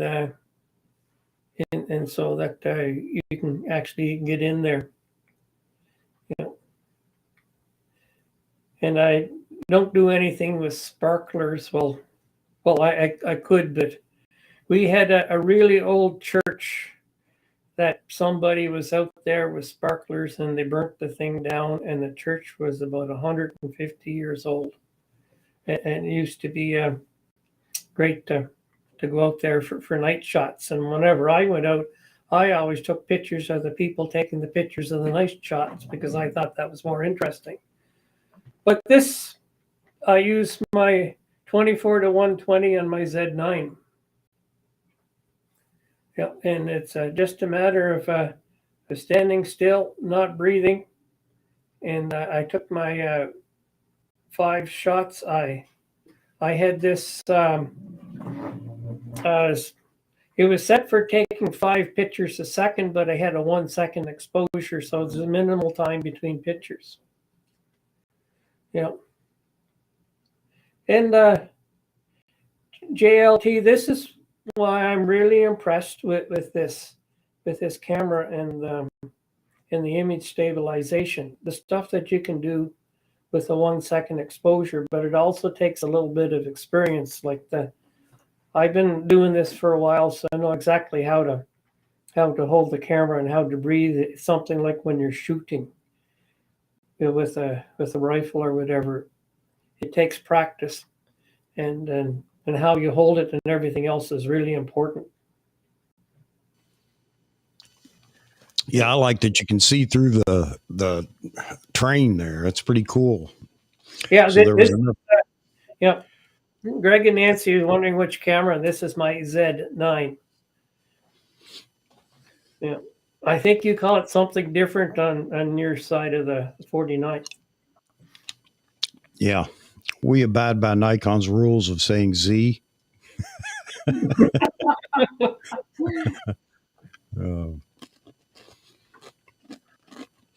That's cool. I like these done in a busy intersection. You see that quite often in the cities. Thanks, Tim. I'm going to check it out here in a second. Cool, Mr. Yeah, David. I was out last night and I've got an awful lot of 90-second exposures. And all the people in it look like ghosts, something like the people here. You So can, you can see that this guy moved. Somebody moved here. That's pretty cool. yeah, and when they stand still, you Yeah. actually see them. You know, I've seen some wedding photos like that with the couple standing in the middle of an intersection and everything's moving and they're just sharp as a tack. yeah. Yeah, Andre. Yeah, he's okay. Again, he's taking a break. I don't think he signed on for as much as he was doing, being on the stream all the time. I know he enjoyed it, but who knows? He may be back. Great job, Mr. David. Yeah, I've been talking to Jeff also, and Okay. he's good, and he just needs some time, and sometimes these things get too much like a job, you know. Yep. And I understand that wholeheartedly. I understand that. He didn't sign up for it, and I did. So, I don't have a choice. And not that that's a bad thing. I'm enjoying doing this, but Yeah, I understand. Great job, Chuck. Yeah. Huh? Yeah, I said you're doing a great job, and I just left. Mhm. I don't mind helping you out, but I'm not going to be a Jeff. Well, that's okay too. I understand that. Don't get me wrong here. I understand. And it All doesn't say right. my son behind me. All right. Cool photo though. This is another one of those photos you want to stand and look at so you catch every detail, and you could probably come back to it later and realize that it's you find all the things that you missed the other times that you were looking at it. All right, so let's move on. I think this is a beautiful photo too, Mm-hmm. and this is Mr. Daryl Harrington. Daryl, are you in here still? I thought I saw you in here earlier. I don't have any other information for the photo other than the photo itself, but I think it's fantastic. I mean, it's frozen in time. The wings touching the water down here. I think that's cool. And I mean, if there's any movement in it, I can't tell. It's just beautiful. So the shutter speed was right. I mean, just captured it at the right moment. I like it. Yep, fast shutter. You're right, JLT. Yeah, I love the wingtips in the water too. So yeah, well, we got a lot of wildlife in here this month, and I think it's fantastic. Perfect light. Yep, I agree. The lighting was great. I love the darker background with the light just on the duck. I think it's fantastic. Cool photo, no doubt about it. Another one. This is another one. If this was my photo, I'd have to print it. I don't know where Mama wouldn't let me hang it anywhere. But yeah. So not much to say, he says. Put his comment up here. Was hanging out waiting for Bald Eagle to do something when this guy buzzed me. Well, that's a happy intrusion, man, because you definitely caught the perfect photo here. Beautiful. That's what half of wildlife photography is: being at the right place at the right time. You know. Andre says, very nice image. Wondering if it would have had more impact in black and white. I don't know. Daryl, did you try black and white? I don't know. I kind of like the blue. I'm really liking the blue. It's so subdued. It's just there. It just tells you that it's blue. I like that in the wing. I don't think this would work as well in black and white. I don't know. And I'll often do that. If I have a photo that, there's some that just, I'm going to try in black and white just to see. So what lens? There you go. Chosen by Design wants to know, Daryl, what lens? Well, what did you shoot it with? Camera and lens. This way we can see if he gets any extra points. uh,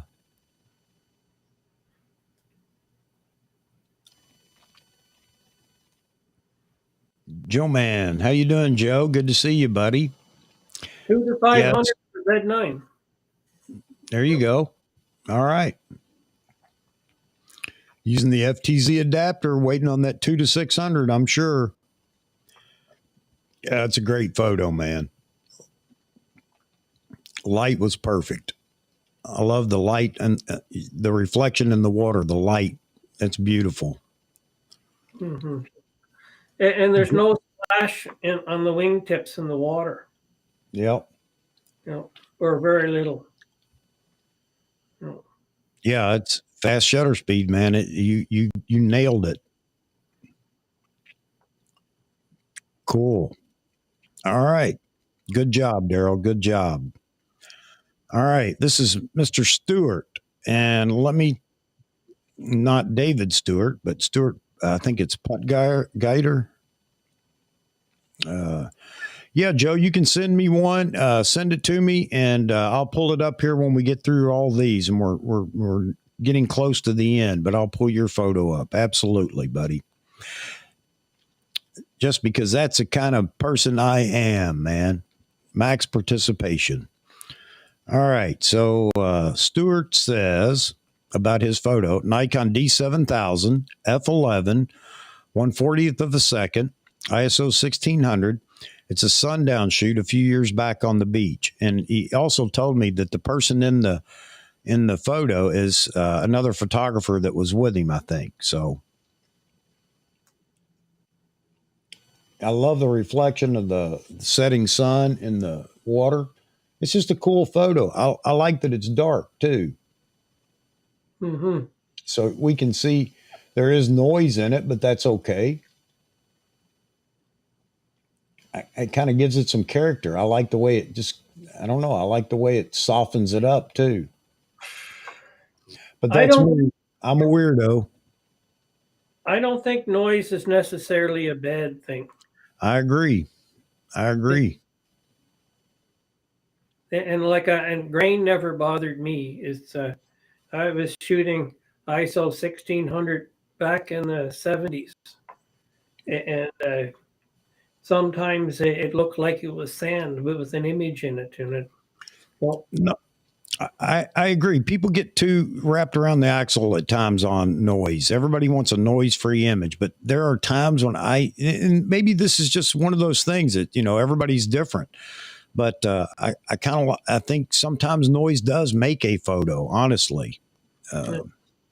I think if noise is the first thing that you see when you look at a photo, that noise is not the problem. It's the composition. Yep. Either that, or it's the person looking at the photo. So Nice job, Stuart. So that's another one that's print worthy, in my opinion. I'm gonna need a big wall. Yeah, exactly. I need a gallery. All right. So some macro photography. We always try to cover it all here. So we got some macro photography, and this is this is Jeff Trio, and it's a Nikon Z9 105Z macro in focus stack using Helicon focus. So here you go. Here's Helicon focus in use. Mm-hmm. Then Lightroom for post adjustments. Well, I think it's a fine job, man. I like the image. And there is plenty of detail. I know it's hard for you all to see, but there is just plenty of detail, and it's all crisp. It looks beautiful. Mm-hmm. Very, very nice. Very nice. I love the colors. The yellow, the purple, or lavender, or whatever color you want to call it. I think it's beautiful, man. This is another one of those photos. It's not my cup of tea, but it would definitely make a beautiful print, I think. Yeah. All of these make you think, Yep. Expand your horizons. So, this may not be action packed when we do these photo reviews, but I want to get everybody else's opinion. What I see that it does is it inspires us. It inspires me. It definitely makes me think, okay, I got to go out and shoot something. And the other thing that it does is showing me different techniques and showing me different genres and things like that, like macro photography. I never do macro photography, but when I see something like this, I'm thinking, I really like to go out and try that because this is inspiring.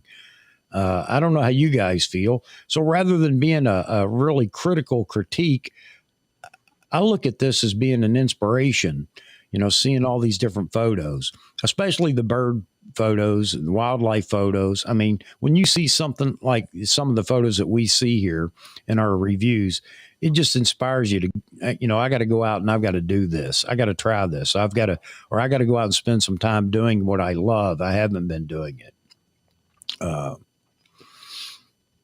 So yeah, man. So Nancy, here you go. Nancy says she's looking at the photos on her computer screen and on and on the TV. All of them look better on the TV. I think I need to calibrate my computer monitor.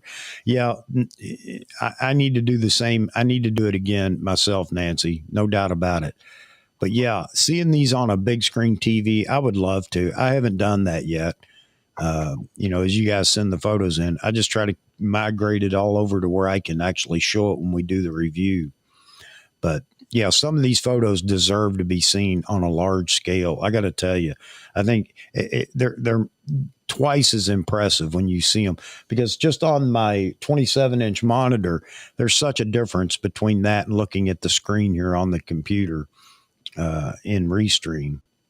And every time it gets downloaded or moved or whatever, we're losing resolution. So yeah.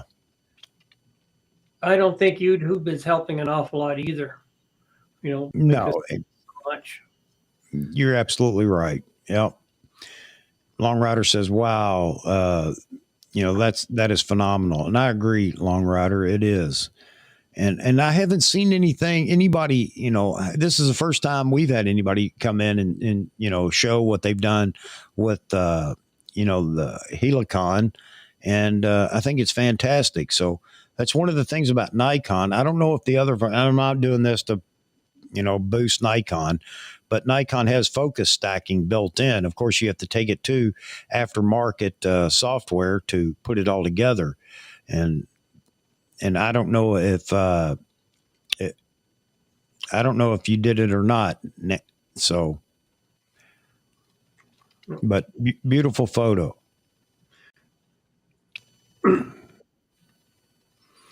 All right. Albert made a comment a little while back. He said some of the finest photo shoots I've seen in publications were filled with background noise. Yep. And that doesn't surprise me a bit, And I'll tell you where it really is. I like it is in black and white. And of course, Joe Stroud always has that scratchy, noisy, editing, and I love it. All right. Greg Wilson, Mr. Greg Wilson with the little spotted fawn peeking around the corner.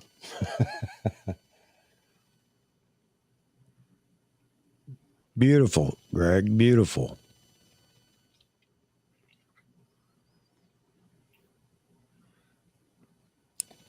Did Greg go, or are you still in here, Greg? Let me see if I've got any info on this from Greg. Nope, no info. And we're almost to the end, folks. All right. Here it is. D500, the 500 PF. Oh, that's a great combination, isn't it? 750 millimeter equivalent. Yeah, that PF stands for pretty fine.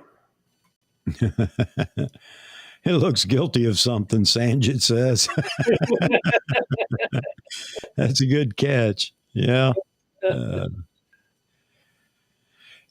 Yeah, I hadn't been doing that, Greg, but a lot of people will ask what camera, what lens, the settings and everything else. So I've been asking people if they'll just throw that bit of information in there, and I'm running a log in Word so I can keep up with what information goes with what photo. I'm really proud of myself. It's not out of order. I figured something out. You're doing Yeah. a great job tonight, Chuck.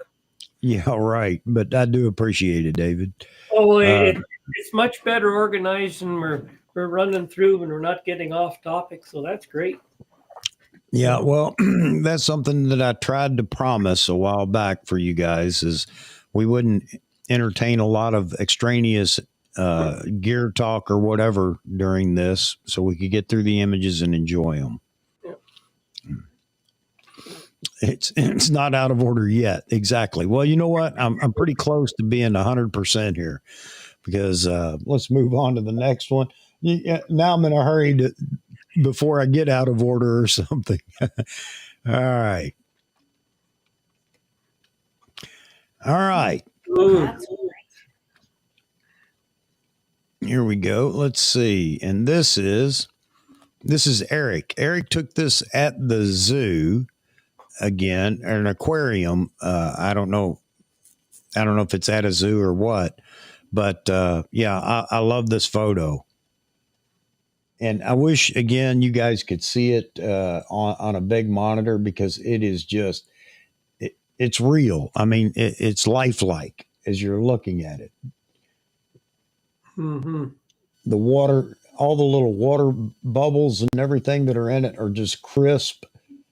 It's just a great photo. And great job on this photo shooting through an aquarium. Cool. And I don't think Eric's in here with us tonight. Yeah, zoo. So great job, man. Great job. I don't have any other information. Yeah, the only bear that hunts humans for food. Yeah.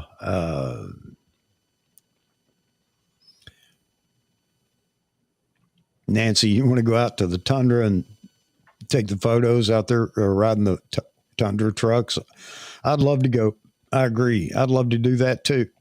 One of these days, I'm going to take some time, and if I can convince my wife, and we're going to go do something like that. We're going to go somewhere where we can enjoy the sights and everything, and I can take some photos. Yeah, what you want to do, Chuck, is take the train to Churchill, Manitoba. Okay. The train is in Churchill for 12 hours. You get off the train, you can buy your ticket to go on the tours, and then the tour is over with enough time for you to stop and buy some trinkets and have a decent meal and jump back on the train and head out. But it's a great trip. I'd love to do it, David. I'd love to do it. Again, it's all about time, isn't it? It's always about time. Oh, yeah. So here's some of the things, the comments. Joe, I'm sorry, I didn't know it was you, man. So, but a fantastic photo. I love it. I love everything about it. I really do. This is another photo that I would print. I don't have anywhere to hang it, but I'd print it just so I could show people, hey, look at this when they come over or whatever. But, some of the comments that Paw is massive. I agree. And again, folks, I wish you could see it on a larger scale. It's just a beautiful photo. Very well done, Joe. This must be shot with a very short lens for that paw to become so massive. Yeah.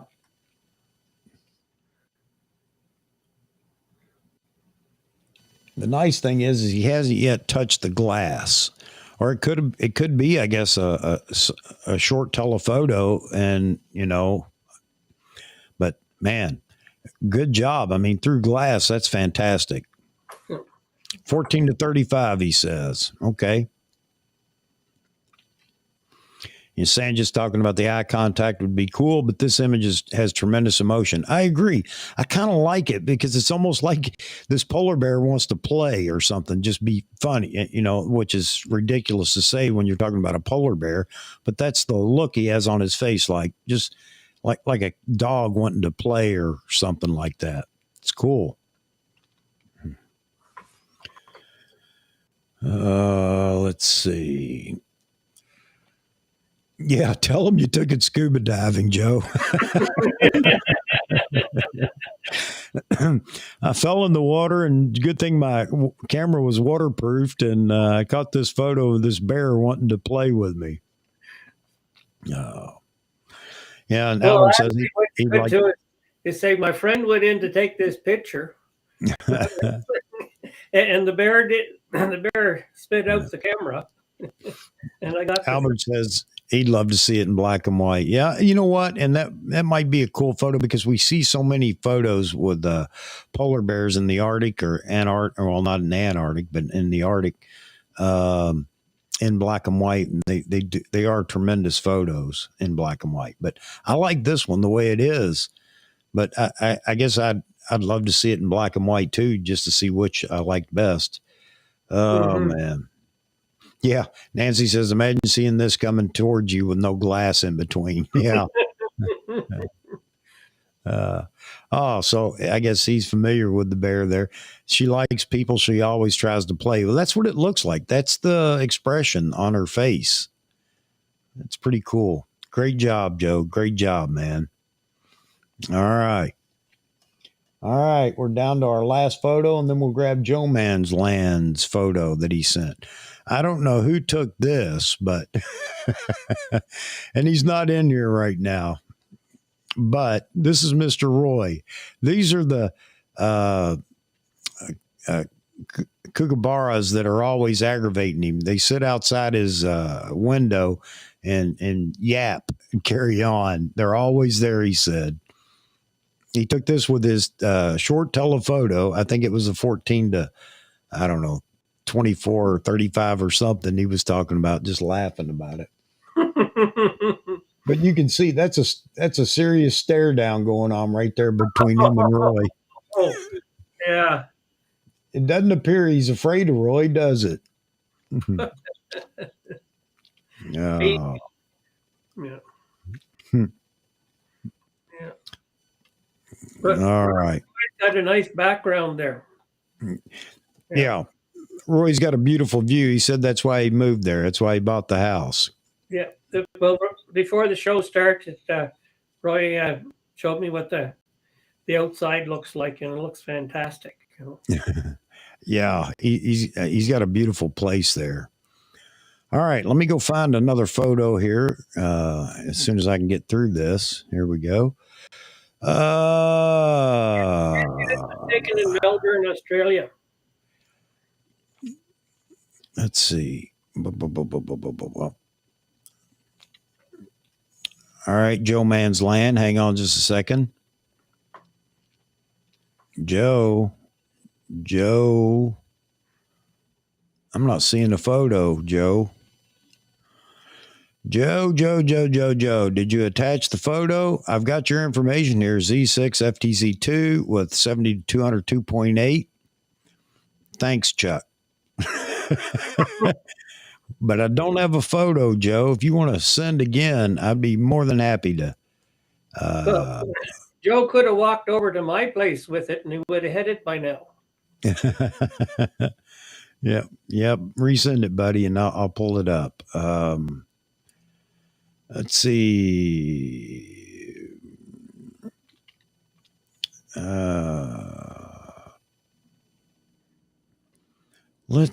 Let's see. Did you have one from Albert?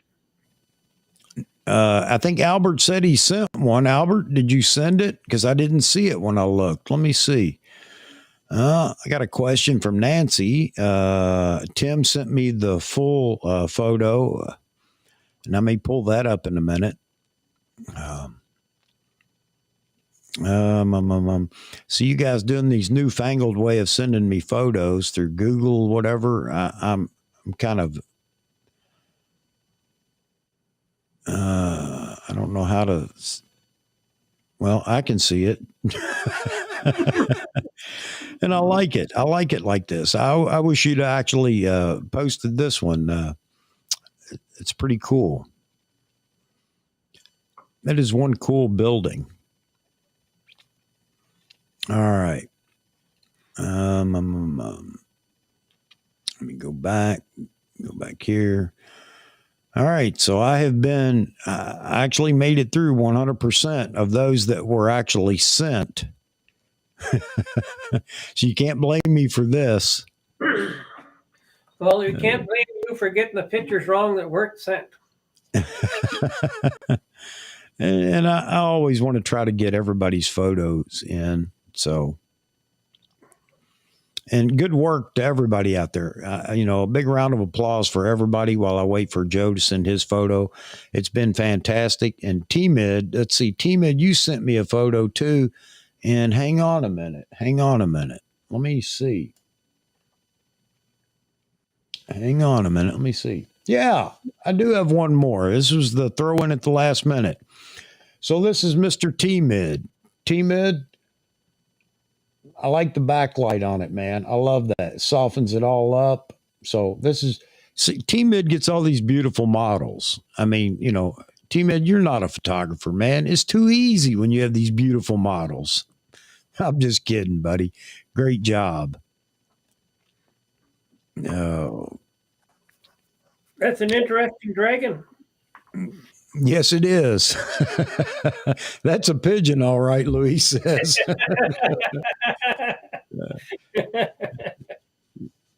That was in Morocco. Okay, that was your trip to Morocco. Golden hour, yep.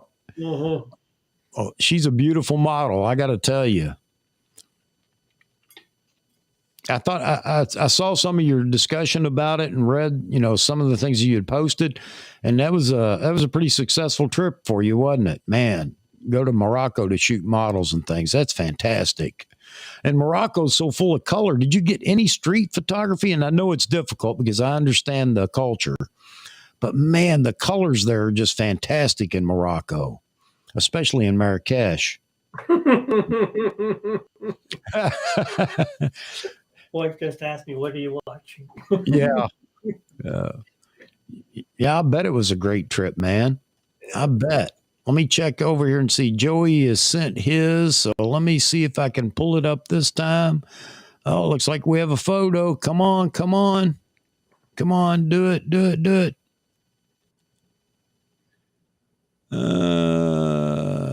Man. Okay, now how do I okay, here we go. I download it this way. All right. So let me open it up. All right. I'm just going to pull this up on the screen, Joey. Nice job, T-Mid. Beautiful model. Great catch, man. You're knocking it out of the park with your lighting. Tell everybody they need to go check you out for lighting instruction. Joey, look at this. Beautiful, man. From Montana. Where was that in California? I don't think the horizon line is level on this one. Yeah. Let's pick it apart. Joe Man's Land. No, man, it's a beautiful image. Even with the shadow in the mountains, I like it. In the foreground there, it's cool. I like the tree line here. Mm-hmm. Great photo, buddy. Great photo with a 70-200 on the FTZ2. Great job. And that's not even in the national park. That's on the park on the way to Banff. Wow. So I was right. It's Alberta. Great job, man. Great job, Joey. So hang on. Let me get back to, let's see.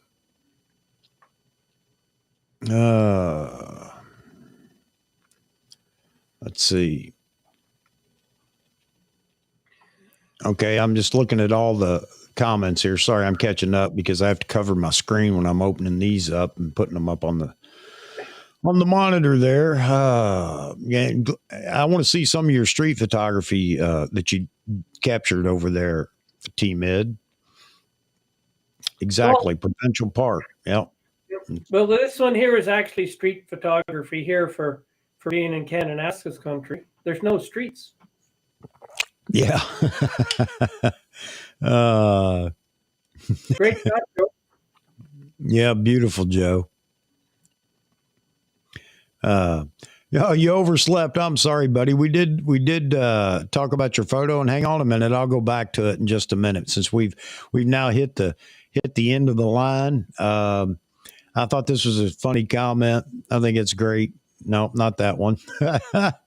Not that one. You guys are too quick for me. I couldn't get it pulled up quick enough. T-Mid, chosen by design. T-Mid, my wife says she wants to pay you to make her look great too. Well, you know what? That's what a good photographer is supposed to do, man. And, there's a lot of truth in what she says there, because a photographer will find the best of the best angle and lighting and everything else to make the subject look as beautiful as he can. So, and T-Mid does a great job. I'll tell you that. Yeah, he sure does. Yep. Let's see. Yeah, Stuart, let me finish here with Joe Man's Land. Love the photo, Joe. Beautiful. I like your street photography that you do, even when you're doing your videos, man. Just keep knocking it out of the park. If you guys haven't been over to check out, make sure you go check these channels out, T-Mid being one of them, Joe Man's Land. I should have most of these down in the description. So anybody else that's in here, anybody that's a subscriber and you're posting photos or whatever and you want to mention, by all means, let me know. Send me an email, because, there are a lot of people have helped me over the last year, my start in YouTube, and I want to make sure that I'm passing it on, I'm paying it forward. So I would love to mention your channel, and all you got to do is email me and let me know. Let me check it out, and I will definitely give you a mention. But that brings us to the end of the line. Stuart just woke up. We want to go back and see his photo, so give me just a second here. Thanks, Joe Man's Land, Mr. Joey. Great photo, brother. Great photo. So much inspiration out there. All right. Here we go. Stuart, just for you, buddy, we talked about your photo and everybody loved it. And let's see.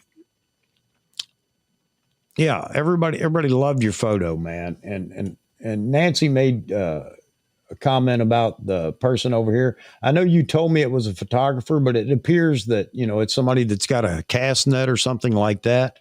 And just the fact that you have somebody in the frame, I think is fantastic.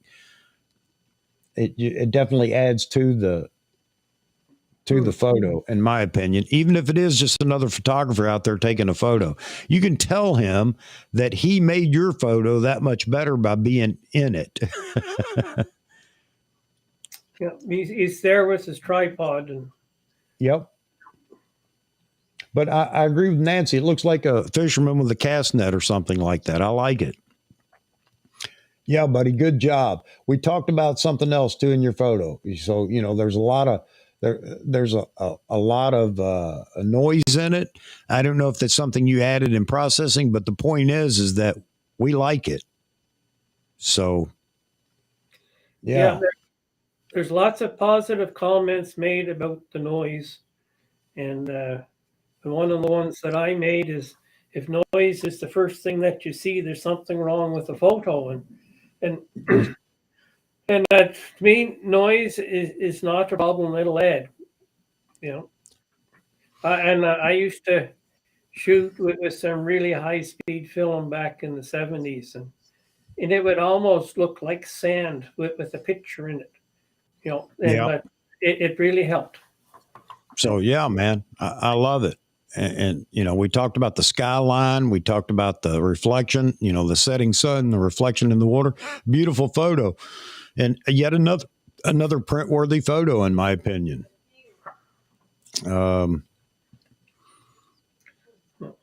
Yeah, it may be hard to see, Nancy. That's one of the problems in doing these is, we're seeing it through 3 different mediums at once. Yeah, Nancy, the only time you can see the noise in this is when Chuck zooms in. And a certain amount of this is caused by the lower resolution photo that everybody's sending in. Yeah. But but again, I like it. And that was the thing. I just think I think it adds something to a photo. It doesn't add to every photo, but I wouldn't throw a photo out because it has noise. I'd have to step back and look at it and see if I liked it first. But again, what are you going to do? Miss a photo sometimes because it might have noise in it? No.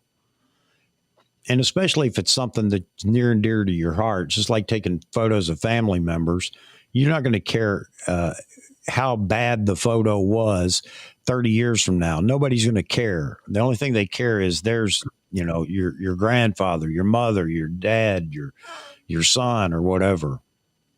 Yeah. So, a photo is better than no photo. Yeah. Yeah. And the better it is, technically or quality or composition, that's a plus. But for a lot of this stuff, it's a photo is better than no photo. All right, so let's do a quick through Team Ed. So we got quite a few photos. I love this is, for those that don't know, this is Roy Bigsby's buddy. Hangs out on his deck with him all the time. He said it drives him crazy. The polar bear, man, I can't get over that. I think it's just an incredible photo. Great catch on that.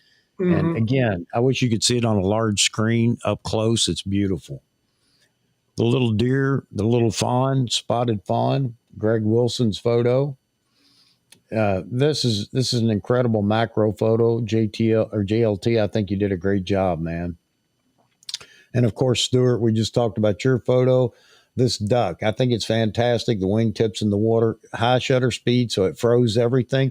And there are times when I don't really care for everything to be froze. But in this case, I love the fact that it is. But that's just me. Again, I am a weirdo. David Stewart's photo, the see-through train. Great job, David. Great job. Inspiration. Here again, it's inspiration. It's one of those things you see all these photos and it makes you think, well, I want to go do that. I think this is a cool photo. And this is one that has a story. It may not tell you, but there is a story. And it's a shame that I can't pull the other one up right now because it's just a cool photo. I mean, the fact is this is a building. The atomic bomb went off right over this building in Hiroshima. And because it was center of the blast, I guess it survived. So it's just cool. The laundromat photo with a pinup model. Sure, why not? But we all talked about that. Beautiful model. Love to have her at a car show for some of the rat rods and things like that. She'd be a perfect fit. And somebody brought up an old camera, a vintage camera, a shot with her with a vintage camera would be cool. This one I love. And this is, again, if this was my son and I had taken this photo, this is a photo I'd cherish. I just think there's just something magic about it. But beautiful rendering, great editing. Again, inspiration. Now I want to go find somebody and stick them in front of a mirror and take a photo. But it has to be cool. It can't just be anybody in front of a mirror doing a selfie. Beautiful. All these photos are beautiful. We've had landscapes as we go through these. We've had, wildlife. And this is a photo that was brought up last week, I believe it was, but I love it. I just like the lighting on the dog. I don't know. It's just cool to me. I don't know how you guys feel. And this was just a fun photo. This is just Jeff and Leslie. He had sent me some photos of the flintlocks that he's working on. And he hadn't sent another photo. So I said, I'm just going to pull your flintlock photo over to show some of your work. Beautiful job, Jeff and Leslie, if you're still in there. I think you already went.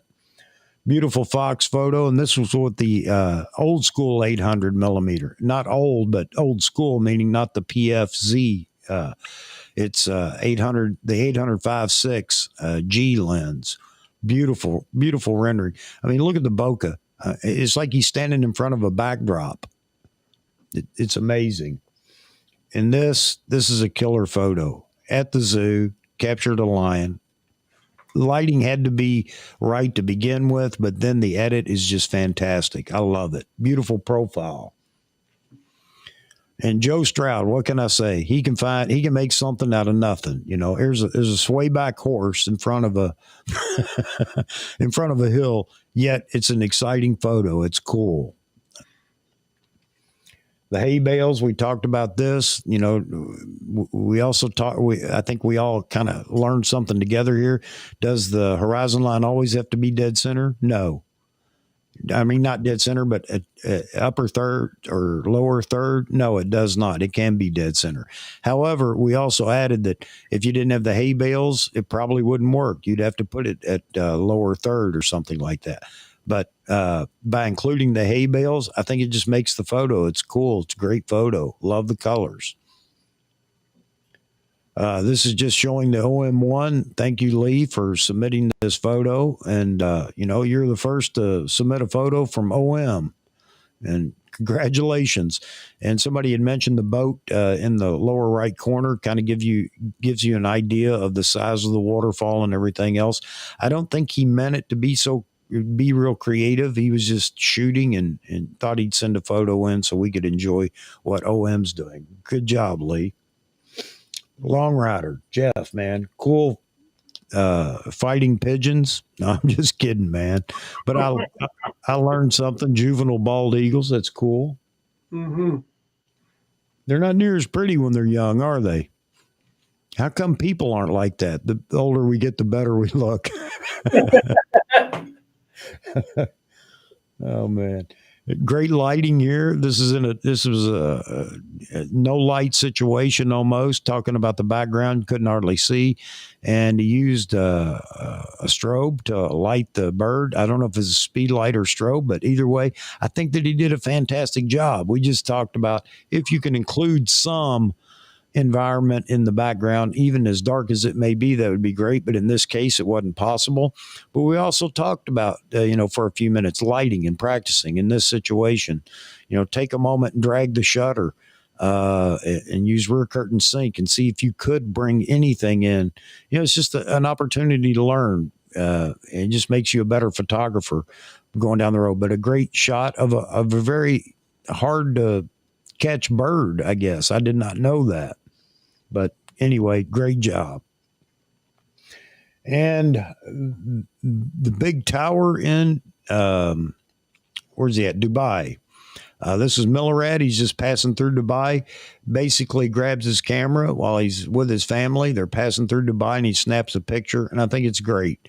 And that's what photography is about. You know, catch memories, catch whatever, and also make art. So again, hats off to everybody that submitted photos. It's fantastic. I love our community. And I was never going to do these photo reviews, by the way. It's you guys that wanted to do them. And I'm kind of glad we did because it continues to inspire me, and I hope it's inspiring you as well. So there you have it. There's our inaugural 2023 photo review complete. And you guys did an outstanding job. Again, you guys make me jealous all the time when I see your photos. I think, why can't I do that? I need to go out and do that. So keep inspiring, keep doing this, and we'll keep doing these photo reviews. And I appreciate everybody for participating. And I appreciate you for stepping in and helping out. I don't mind I'll do the whole stream by myself, but it seems to me when we have a photo review, I would like to have 3 or 4 people in the panel. It just, I'd like to get everybody's verbal critique, not just you guys in the chat. Of course, the phone line's open, and I forgot to drop the phone line in there again. But, I thought that I think that having people on the panel, especially for the photo reviews, just adds more to it. Because, you can only say so much yourself, and then you're just going to repeat over and over and over, which I'm good at doing. But I don't think everybody enjoys that. But having everybody's perspective weigh in on a photo, and again, I go back to you guys can be on the panel. Everybody out there, everybody that comes to this channel, anybody can be on the panel. All you have to have is the ability to stream, and that means a laptop, if nothing else. And you can even do it on your phone. Vahagan's proven that. As long as you got good audio, you come on the stream. All you have to do is say, I'd like to be on. I will send you the link. Now, I usually do that about an hour before the stream. Send you the link and you play it in your browser. There's nothing to download or anything like that. Once you close it out, it's gone. It's just in the browser. So if you would like to be a part of this and be on here, and I encourage you guys to do that. That's what this channel's about, giving everybody a voice. So all you got to do is send me an email and tell me you'd like to be on, and we'll set it up. So I don't want anybody to think that, you know, it's a select few people that get to sit on the panel. That is not the case. And I say this over and over because I want anybody that would ever accuse me of that to go back and check the streams where I'm saying anybody can be on the panel. All right. Yeah, Sid, you forgot to submit a photo, man. Too much wine and champagne in 2023. All right. So yeah, I just want to thank everybody again. What was I gonna say? Why am I? Well, there's Nancy's photo again, because hers was first, and you had to find it. Oh yeah, man, you ruined my 100%, David. You're absolutely right, man. I had it set. 100% was when you go through the first time.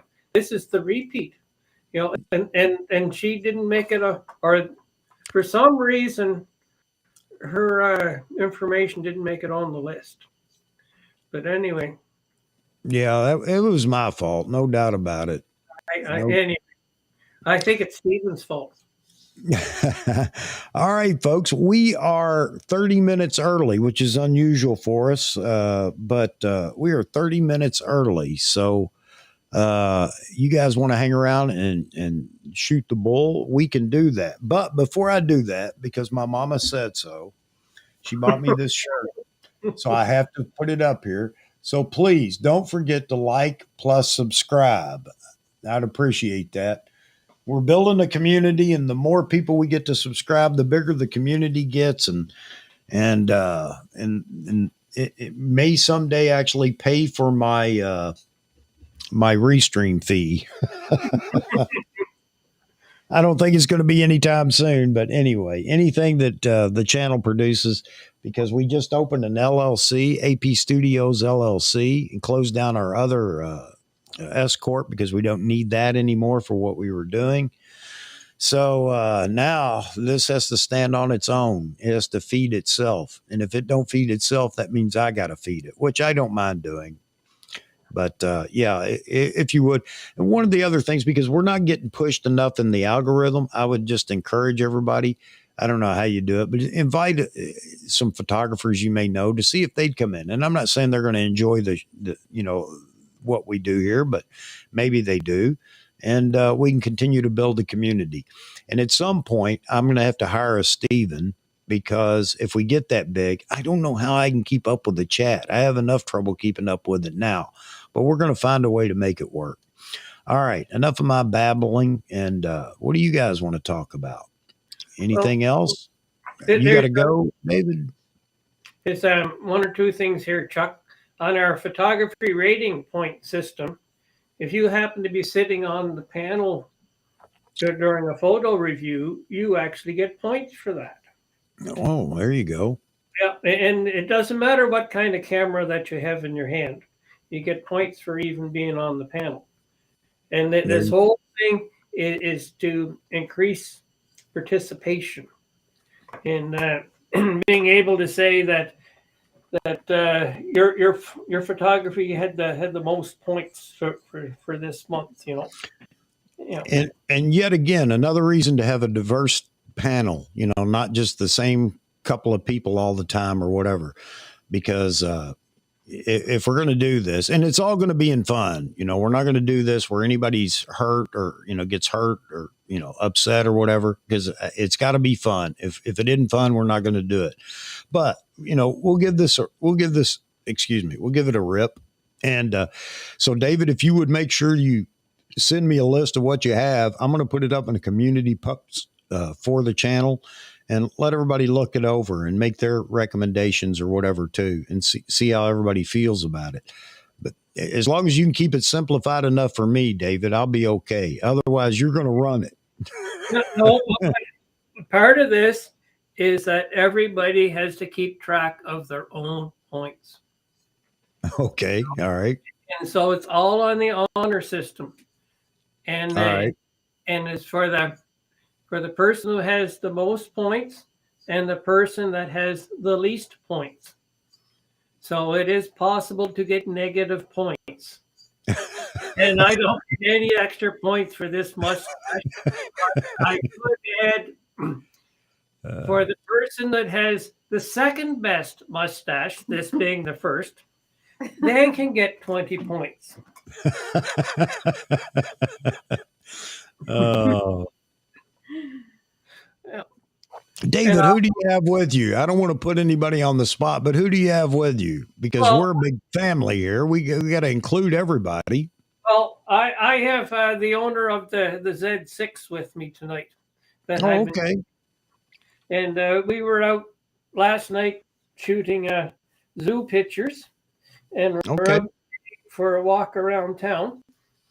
And depending on what time we finish, we may go out again tonight. Okay, great. This and some of the other bodies that I have, they work really good after dark. Okay, great. And Joe Man's Land, you're not all that far away. I don't know if you're in town tonight, but we can always get out and meet in half an hour. Yeah, that'd be great. It's always great to link up with other photographers, everybody that we've met here. I think that's great. And in the last week, I came across a photojournalist that he's got some really good work. The only thing is he's had a stroke in the last while, so his speech is really slow, but he's extremely sharp. And when he starts talking about portraiture, he lost it at the second sentence, or I lost it anyway. But I would kind of like to get him involved in this, but we'll see what happens. You know, Okay. He's a bit older than both of us. Okay. But he's pretty good, you know, and I'm impressed with his work, and just because he shoots with a brand that has two N's in the name, and that, well, actually, so does Nikon. Yeah. I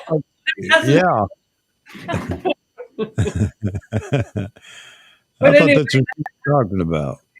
Yeah, but anyway, it's he came up with a D1SX. There you go. And this, you know, it's one of those things on a windy day you won't get blown away. Yep. All right. Well, we need to get more people involved. I mean, you know, again, the community. A lot of people don't enter the chat, and that's okay too. That's fine. I mean, I'd love to see everybody in the chat, but a lot of people just come in. I get emails talking about they'd rather just sit back and listen, and that's fine too.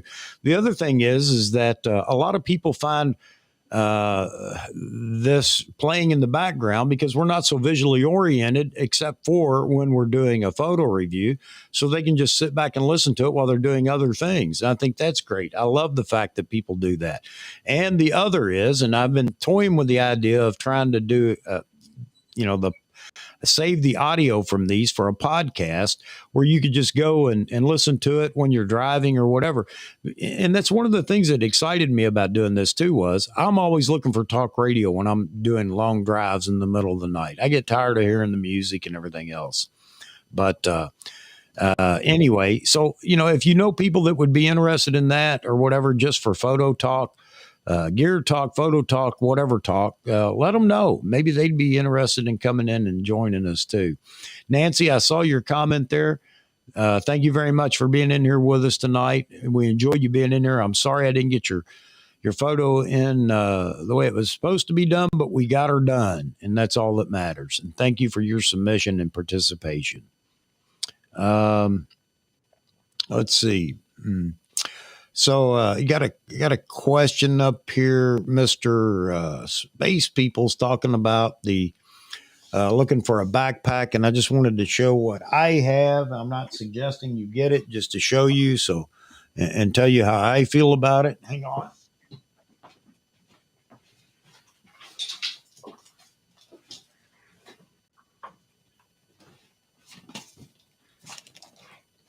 And when you said mind shift, I was thinking of this. It's what is this? This is the 30 liter, I think. And I think it's a fantastic backpack. I know you can't hardly hear me now because the microphone's so far away. But yeah, man, this is a great backpack. The only thing it doesn't do, I love the fact that it opens from the back so your gear's safe no matter where you're at. I'm not trying to sell this. I'm just showing you in case you were interested. All the gear, it holds a ton of gear. And I mean, literally a ton. It can get really heavy if you don't watch out.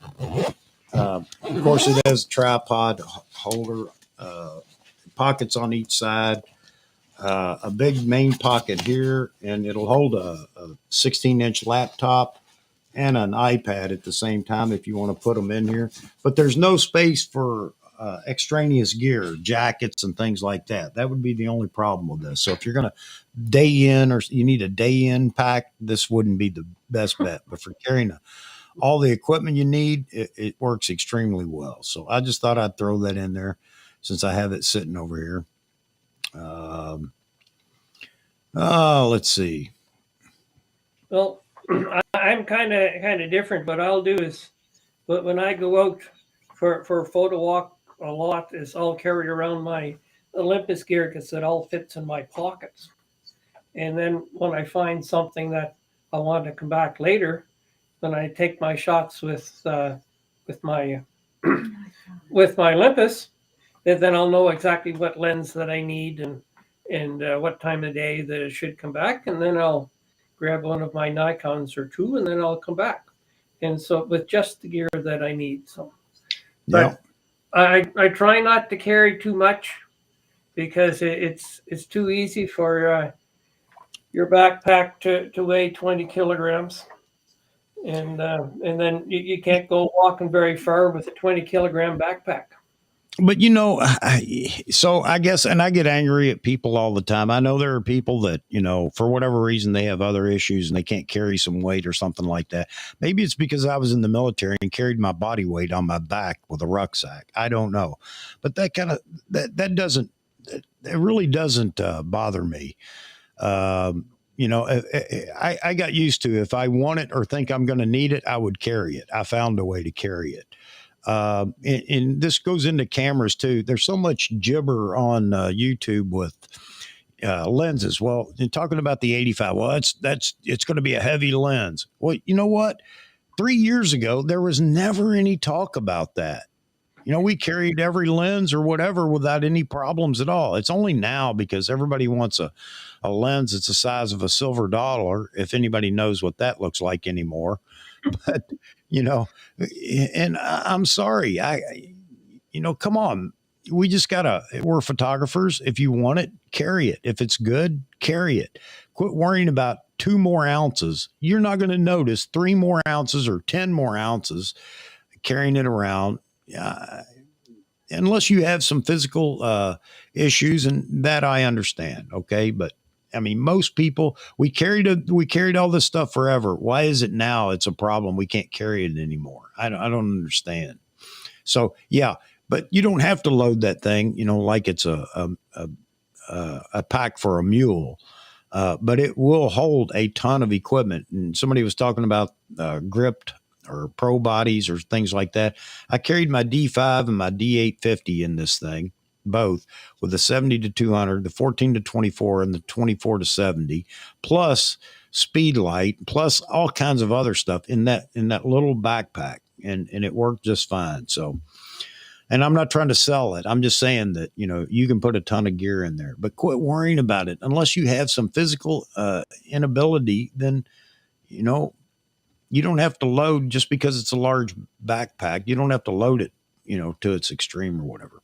I don't know what I'm saying. I'm just babbling. So shut me up. Say something, David.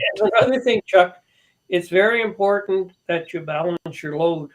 Like pretending you're going to load your mule is that your backpack has got to be balanced. And there's nothing worse than having one side too heavy and the other side light, because it just throws you off balance and you Well, can't true. near as much. Yeah. Yeah. I'm not a peak design fan. I'm really not. I know a lot of people are. It just seems to me, and I've followed them since they first started with their clips. So I don't know. Their bags don't do anything for me. I'm not a fan, but I know there are a lot of people love them. I want a true backpack, not just one of those whatever bags they have. And I've got a donkey bag too. Uh, a lot of people may not be a fan of Think Tank. I actually am. I think they make great products. Not all the products that I care to buy, or not everything that they make I care to buy, and they are expensive, no doubt about that. But I'll tell you what, there is quality in the expense there. Not trying to sell, their bags or anything like that. But I've got an airport roller, and man, that thing's been all over the U.S. with me, loaded with gear, and it's still like the day I bought it. I mean, it doesn't look like it the day I bought it, but it still works. Everything still works the way it was. But you got to. One of the things about bags is it's so hard to buy a bag on the internet, to go look through. Stock on the internet. It's that it truly is one of those things that you really need to take a moment, find a place you can go and actually get your hands on the bags. That's how I bought this one. And I had, I could pull all the bags out and play with them and figure out what was going to suit me best. So, yeah. Rakesh, yes, Think Tank bags are extremely well made. They are. They absolutely are. And if you have one and somebody will have a story, well, the wheel fell off mine. It's like anything else, There are Maseratis out there that, something happened. It's just a one-off or whatever, to their car. It doesn't mean all of them. But the one thing they do is stand behind, and they have replacement parts that you can purchase and do it yourself. So I think that's fantastic. Yeah, I've got two 10 bags, and both of them are more than 10 years old, and they don't look aged at all. And Yeah. it's I've gone with two DSLRs and maybe 6 or 8 lenses with it, and it works great because it's balanced. Yeah. And it'll come through at about 20 kilograms. Well, maybe not 20, but it's up there. And I don't have to worry about the rain or anything like that. I can just go, and it's got a place to hold my tripod. And when I go out, I look like I'm a backpacker, not a cameraman, But you know what? I don't care about that anymore. A lot of people keep trying to sell that kind of stuff about, I saw something the other day about street photography, having a small camera. No, look, I'll carry my Z9 and my 70-200 and go do street photography. I'm not worried about it being intimidating. Okay. I think that's just a term that's used way too much. Now, I'm not saying I'm going to go use my Z9 and 70-200, but if I happen to have it and I was in a location to do some street photography, of course I would use it. And I'm not worried about it intimidating people. It's just the same thing with backpacks. You know what? People are stealing backpacks. You're giving the crooks too much credit that they shop online and know exactly what photo bags are, what camera gear is. You could carry a brownie around your neck, and a crook's going to want to take it because he thinks it's worth something. He doesn't know it's worth anything. Just like all he knows is DSLRs. He doesn't even know it's a DSLR. It's just some big camera, and he's going to grab it and snatch it and run. So I think we get carried away with that sometimes too. But low pro for the price, I agree with you, Joe. And they're not bad bags at all. I've got a low pro. I don't know which version I have, but that's one of the things that photographers do. They go through bags faster than they go through memory cards. That's just one of those things. You can't ever find the right fit. It's the 3 bears story. This is too tight. This is too loose. This is just right. You just got to kind of work through it until you find the one that fits you the best. And yeah, Rakesh, it is the 26 liter that I've got. I guess I don't know, guys. I can't remember. I know there are 3 sizes. This may be the 26. Does it even say? I don't know. Of course, there's nothing on it because then everybody know it's a photography bag. No, just kidding.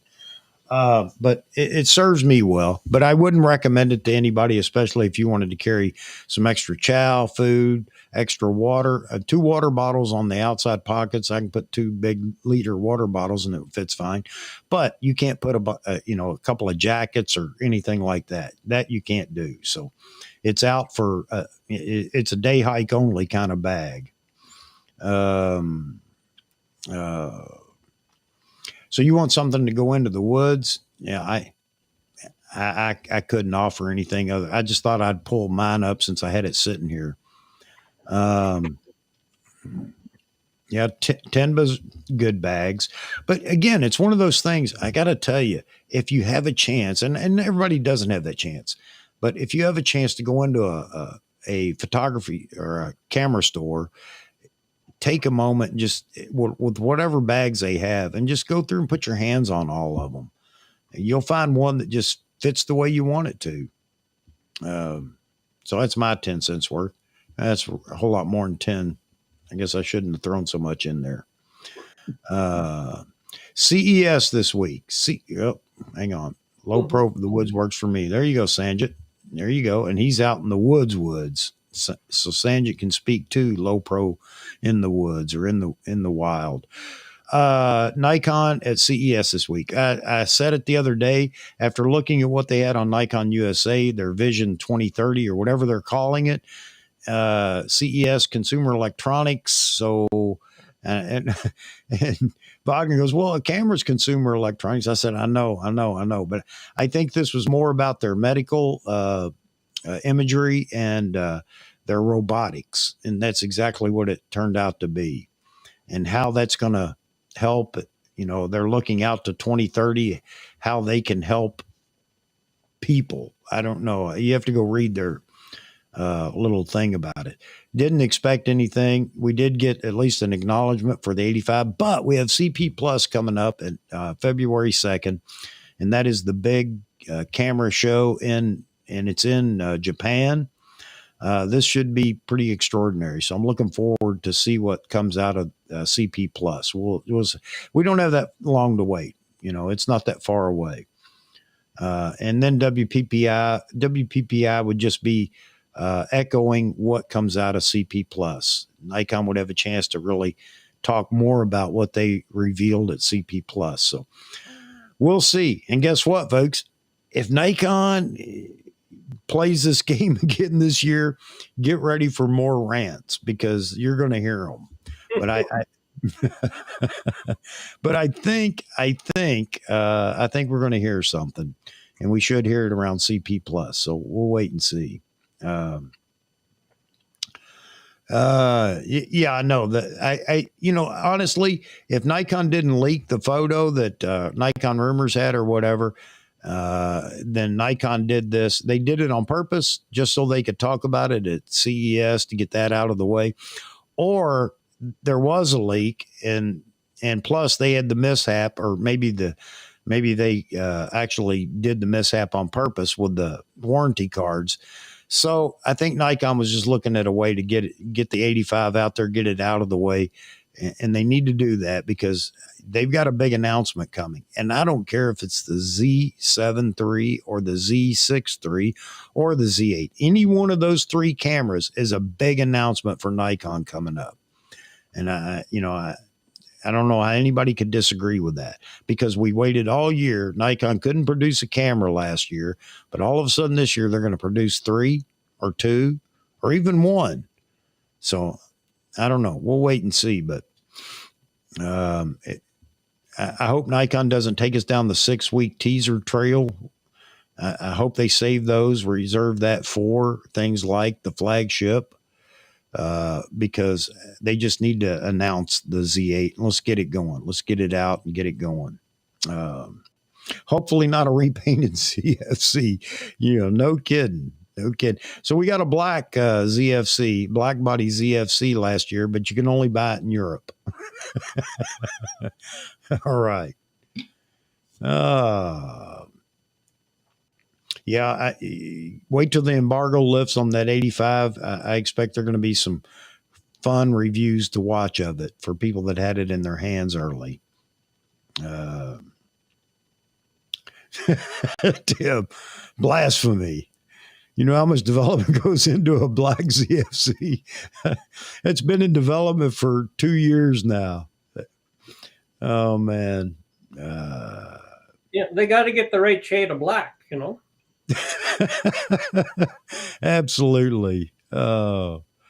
Yeah, Nikon's going to trick everybody. It's not the 85 1.2. It's going to be the 2-600. Yeah, you know what? They need to get that lens out too. Again, I'm in your corner. It's not a lens that I'm going to buy, at least not anytime soon. But I know so many people want it, and I would love to see Nikon get that lens out. Oh man, they didn't get their paint mixed well. Yeah. Actually, that would look interesting, because if you had 3 shades of black, something like some of the military vehicles, you know, how it kind of fades from one.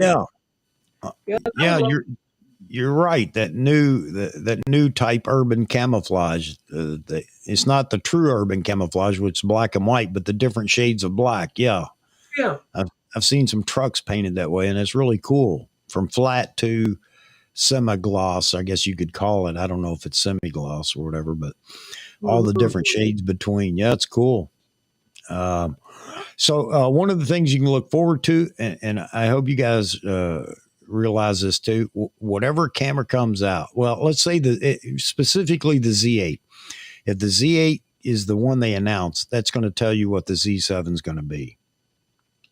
Because you know, everybody's hoping that the Z8 is a 61 megapixel. It's not going to be. It's going to be the same sensor. I'm saying that. And again, I'll say I was wrong, but that just makes sense.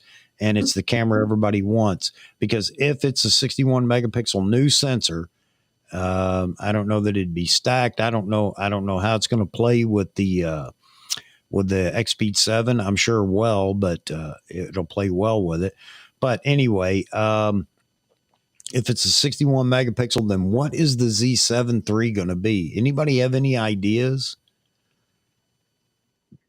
I don't. I surely don't, because it's not going to be the speed demon sidekick to your Z9 if you have a Z9, or for those waiting for a baby Z9, the Z7 III I don't think is going to be it at all.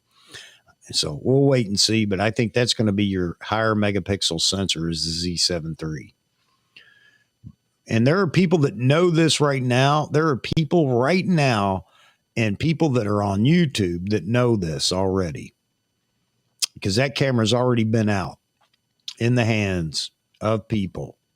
If it's ready to, if we're expecting an announcement, that means everybody's already had it, played with it, and it's back to Nikon for the announcement. Well, we'll have to go talk to Richie. Well, I think Grays may know. They may know something.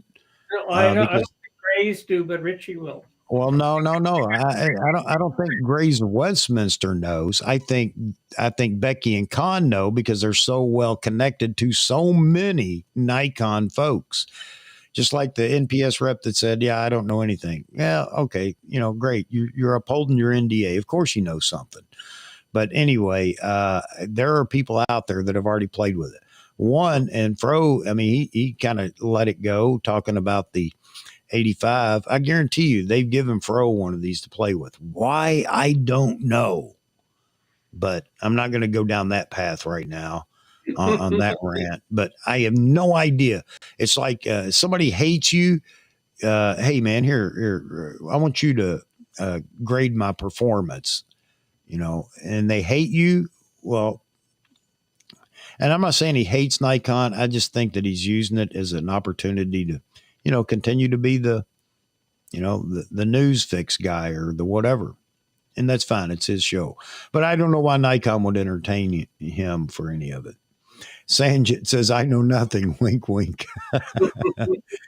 Yeah, Joe, he's had it, guarantee you. And again, there are plenty of people that have had it. and we've seen them again on YouTube. And that's got to be the hardest thing in the world for Nikon to hand you something like that with an NDA and then tell you to go on about your business. And if you're on YouTube, how do you hide that? By saying you don't know oh no, I don't know anything is a giveaway. It's a tell. Or, Nikon doesn't tell me anything.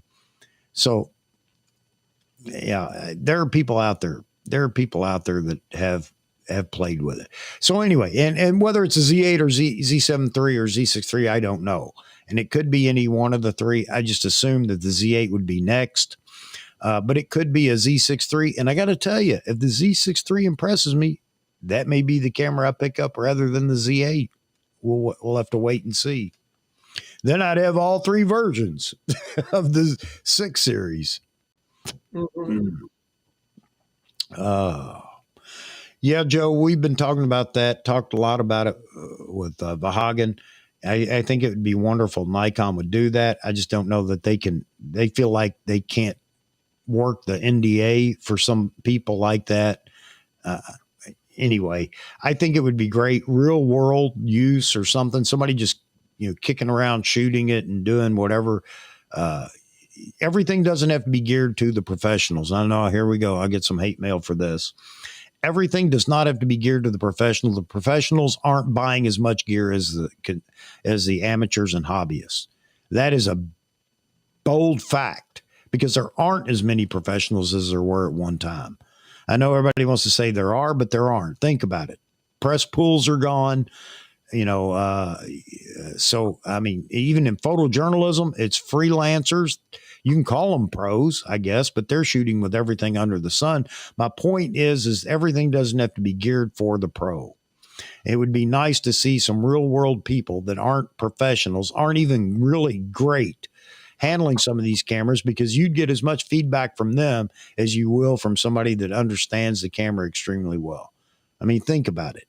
Just ease of use, somebody that's not, a memory monster out there with all with cameras or whatever. It'd be nice to see somebody just pick it up out of the blue and be able to take it out and create with it. No matter how good or bad it is, you'd learn something about the product. So I'd like to see Nikon do that, but I doubt that they will. I know 3 people, so an NDA would be easy. Yeah. Well, I've been under enough NDAs. I'm still under NDAs, even though I'm now retired. So I understand what NDAs are, and I understand all the consequences of breaking an NDA. And it's just about as bad in the corporate world as it is even in the military, because you can go to jail for breaking NDAs in the corporate world. I don't know that anybody does, but I'm saying you can. Well, the big thing in the corporate world, you lose your job, and that's quite an incentive. Well, yeah, and for a YouTube influencer, you're gonna be a one-time gig if you break that NDA. If they've given you something to look at early and you break that NDA, you're never going to see it again. Yeah. You'll never have that opportunity again. So of course it behooves you to keep your mouth shut, so you get the opportunity to be the first again, when they lift the embargo, to get your video out there immediately, get all the views you can get. So, yeah. But yeah, that's my take on it. I know I went a long way from CES there, Joe, but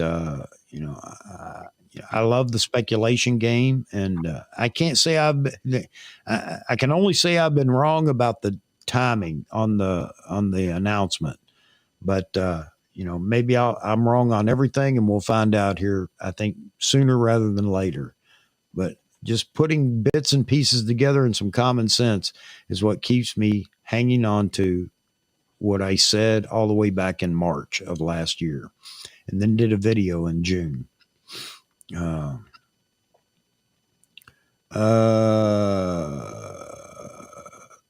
Okay, Joe talking about Roy has a Z8.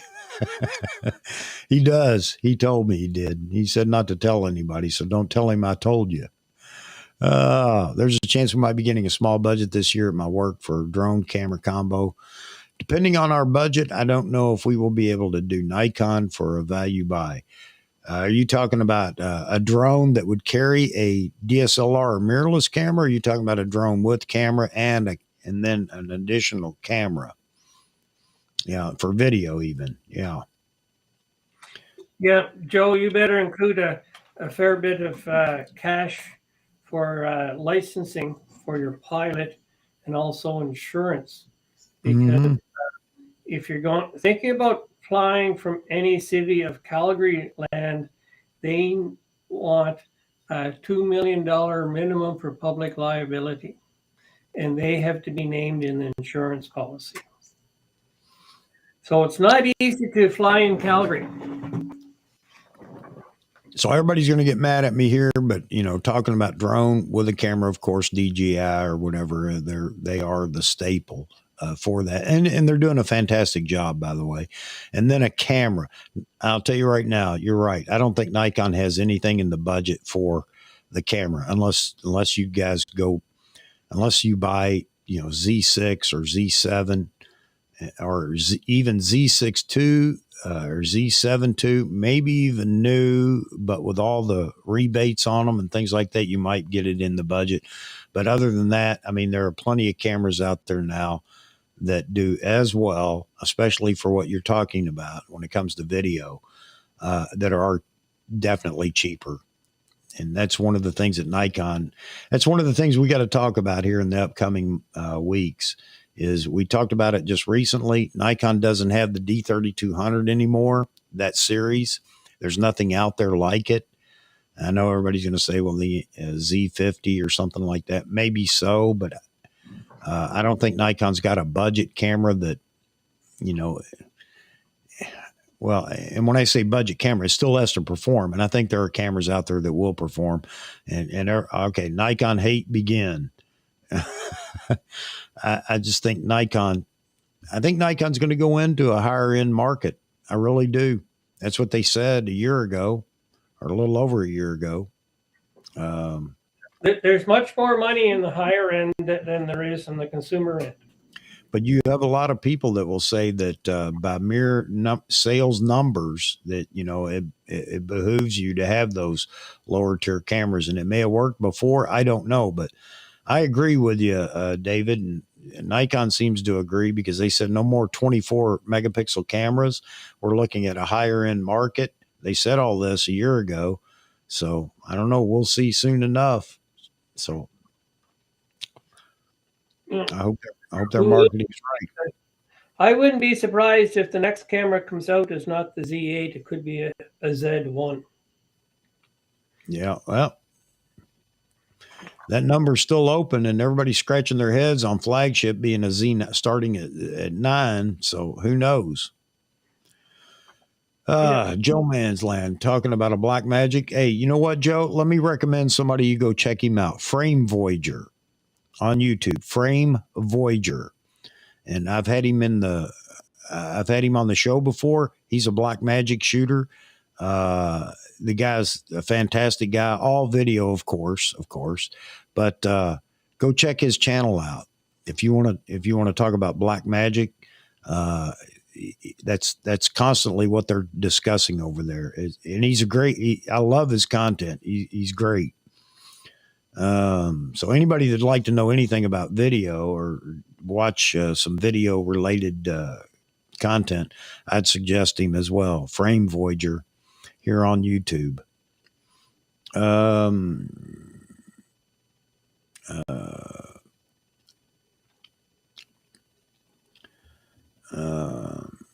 Hey, Jeff, thanks for being in here, man. I didn't even know you were still around, but yeah, I'm glad to see you in here. By all means, buddy, get you a good night's sleep. Rot Van Rant giving Jared equipment for testing is like pointing the finger at us Nikon fans. Incomprehensible and frankly stupid of Nikon. I would agree, and I can't figure it out. I've tried to figure it out. What is it I'm missing in this Jared thing? with Nikon. I don't know. I really don't know, because I refuse to believe, and as smart as he is, and I'll give him that, he is an intelligent guy, but I refuse to believe he's the best person to review a piece of equipment for a company and tell them what they need to fix before it goes out. I just don't understand that, because he and look, guys, he doesn't hate Nikon. He doesn't hate Sony. He doesn't hate Canon. He doesn't love Nikon. He doesn't love Sony, and he doesn't love Canon. What he loves, and it's he can do this. YouTube is his business, and this is how he earns a living and makes money. So he will do what he needs to do to earn money. And I understand that. And it's his channel, and he can do that. I just don't understand why camera manufacturers have a relationship with him, especially Nikon, when all he's going to do is find something to complain about, where he doesn't do that so much with any other. But even the 85, somebody said, I don't watch him anymore, so I didn't see it, but he talked about it and said, Nikon folks, you need to save your money because you're going to want this lens. I guess that's what he was saying about the 85 1.2. But no doubt about it, when he gets to drop his review of it or whatever he did with it, he's going to find a way to disparage that lens. There's got to be something wrong, because he will find a way to make sure Nikon doesn't get any credit. And I see that all over YouTube. People talk about, well, if you're going to switch, what are you going to switch to? Canon, Sony? Wait a minute. There's yet another out there. It could be Nikon, but it never gets a mention. And I'm not here to make, prop Nikon up or whatever. I shoot Nikon, but I am not a Nikon fanboy to the sense that I'm going to give them every break under the sun. But I do get tired of influencers that, for whatever reason, dislike Nikon. I think it just aggravates me. But all right, been yapping on that too much.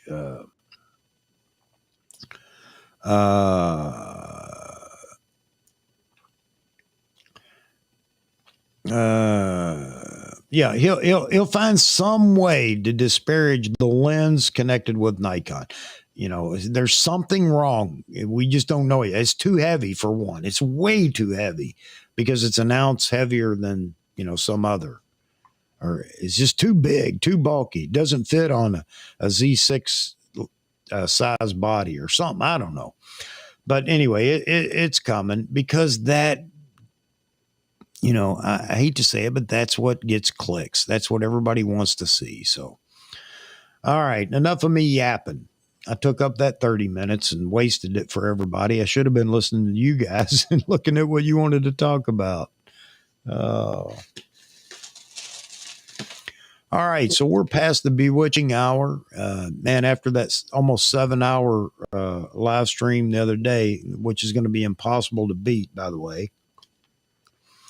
I can see that our numbers are falling off up here. So everybody's getting, not everybody, but I mean, people are getting tired and wanting to go to bed. But it depends on where you're at, of course. Some people it's the middle of the night. Some people it's just beginning to be the middle of the night. Some people it's morning or afternoon.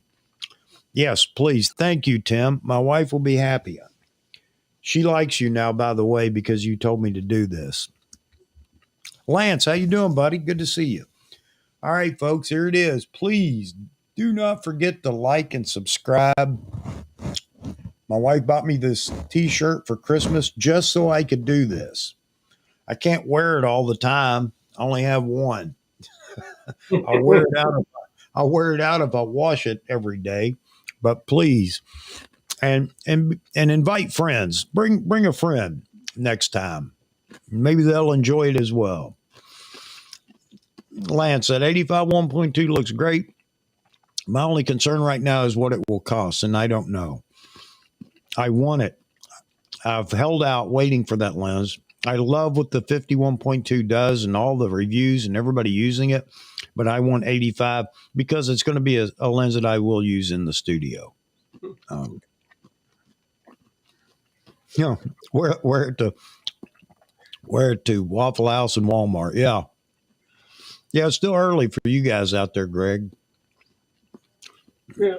Oh, Joe Man. He's out off to Lake Louise in the morning. Going to hit the hay. Thanks for an awesome live cast. I don't know how awesome it was, but I appreciate that, Joe. And I hope you have a wonderful day out at Lake Louise tomorrow.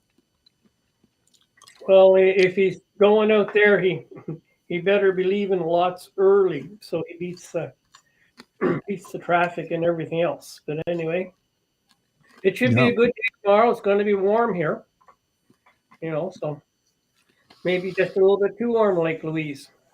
A lot of strange weather coming into the West Coast. They're getting more rain, more and more, and it's going to traverse the states. We're going to get it over here on the East Coast as well. So some strange weather patterns taking place right now. Here's another recommendation. If you guys haven't seen him yet, it's really interesting. He does a great job with the weather because he's actually interesting, fun, and everything else. Ryan Hall, y'all. It's RYAN. First name, last name Hall, HALL, and then he uses y'all, YALL, on YouTube. And he does, he's constantly doing the weather, and the guy explains everything. Anyway, you want to see a forecast that's pretty daggone close, and he'll explain why. Ryan Hall, y'all, check it out, because we got some strange weather coming in off the West Coast now. And California's getting beat up with rain, inundated. I know they need it because it's filling the aquifers up out there again, which is a good thing. But it's, it's too much of a good thing sometimes is bad. And I know there's a lot of things going on with the rain out there, flooding and everything else. Let's see. Panasonic sent out a camera to everybody but the fro. That's interesting. Yeah, Lance, we were concerned, man. I felt bad, man. I begged you to come on. You came on, and I was worried about you. I hope everything's good. I would never want to do that and cause a problem. I tell people all the time, family first.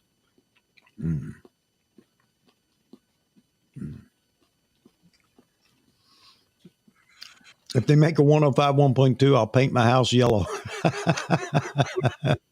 That's cool.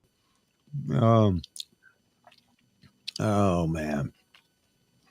Yeah, Vahagen's busy, man. Vahagen, between work and everything else, and plus he's trying to do, he's definitely trying to shape his content. And I've told him here recently, man, I love the way he's doing reviews of things because it's showing the thing in use without all the tech specs. Guess what? You can go anywhere and get all the tech specs on the lenses or whatever, but showing it in use to me is what sells me on it. And I think he's doing a good job with that. You guys make sure if you haven't checked out his latest videos when he's testing even the 7 Artisans lens, I think he did a great job testing that, showing its capability. I'm glad to hear that, Lance. I'm glad to hear that. You're welcome back anytime, buddy. But, I have fear my wife's going to come marching down the stairs all the time and drag me away. But it wouldn't be for the amount of time. It would be for me. She's done such a good job training me, and I don't get upset. And I mean, really get upset. Or then she'd be marching down the stairs saying, "That's it. You're done." Yeah, I was talking about getting beat down by the waves. Yeah, the surge and just the rain inland. Yeah, Lance, we hope to see you again, man. Again, you are welcome back. So are you, Chosen by Design, and everybody else. You guys are welcome. And I got to get Albert back in here. We're talking to Albert about that. Throw Albert's comment up here just because I'm talking about him. We got to get Albert back in here as well. All right, folks, I think that's about it for me. I want everybody to thank Mr. David and Mr. Roy for being in here tonight. Just adds that much more. And you know what? If I didn't have people that came in here and did this, you all have to listen to me all the time. And I'm sure you don't want to listen to me rant constantly. So I try to bring these nice civil people in like David, Roy.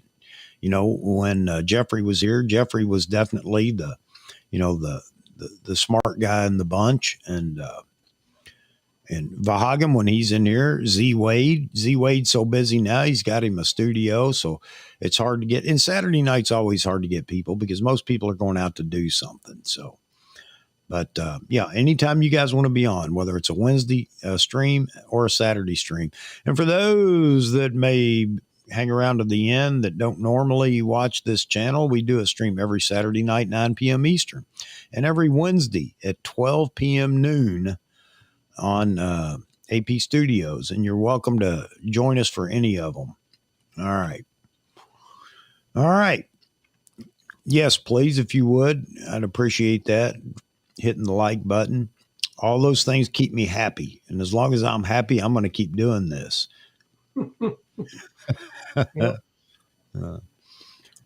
Yeah, Lance, we had some more creativity this month, and it's just a fantastic opportunity for people to share and inspire us. That's the great thing about checking out all the photos. Looking forward to it next month. I haven't looked at the calendar, which I have to do because I get that wrong so often, for the next photo review, and we'll start early. We'll start accepting photos, early, and I'll try to keep it stay on track. I can't always give you a reply on your photos when they come in because I haven't gone through my email, digging through it. That's why I say, please put in the subject line photo review. And for the one coming up, it'll be photo review February. Please put that in the subject line. Lance says February 4th. Yeah, I just want to make sure that you guys do that. It's easier for me to find. And even if you do it, there's no guarantee. I proved that tonight because here's Nancy. She was one of the first to send a photo in, and somehow I missed it and lost it. And I was so proud of myself because I kept everything in order. Oh, the other thing is, just so you know, and I'll put this out again, but, drop a little information in with your photo, camera lens, all the settings and things like that. So many people ask about that when we pull the photo up. And if you want to put a little behind the scenes why you took the photo or whatever, that's fine too. And so in the event you're not in here, we can always tell people why you took it and what you took it with. All right. Yeah, I got to get out of here.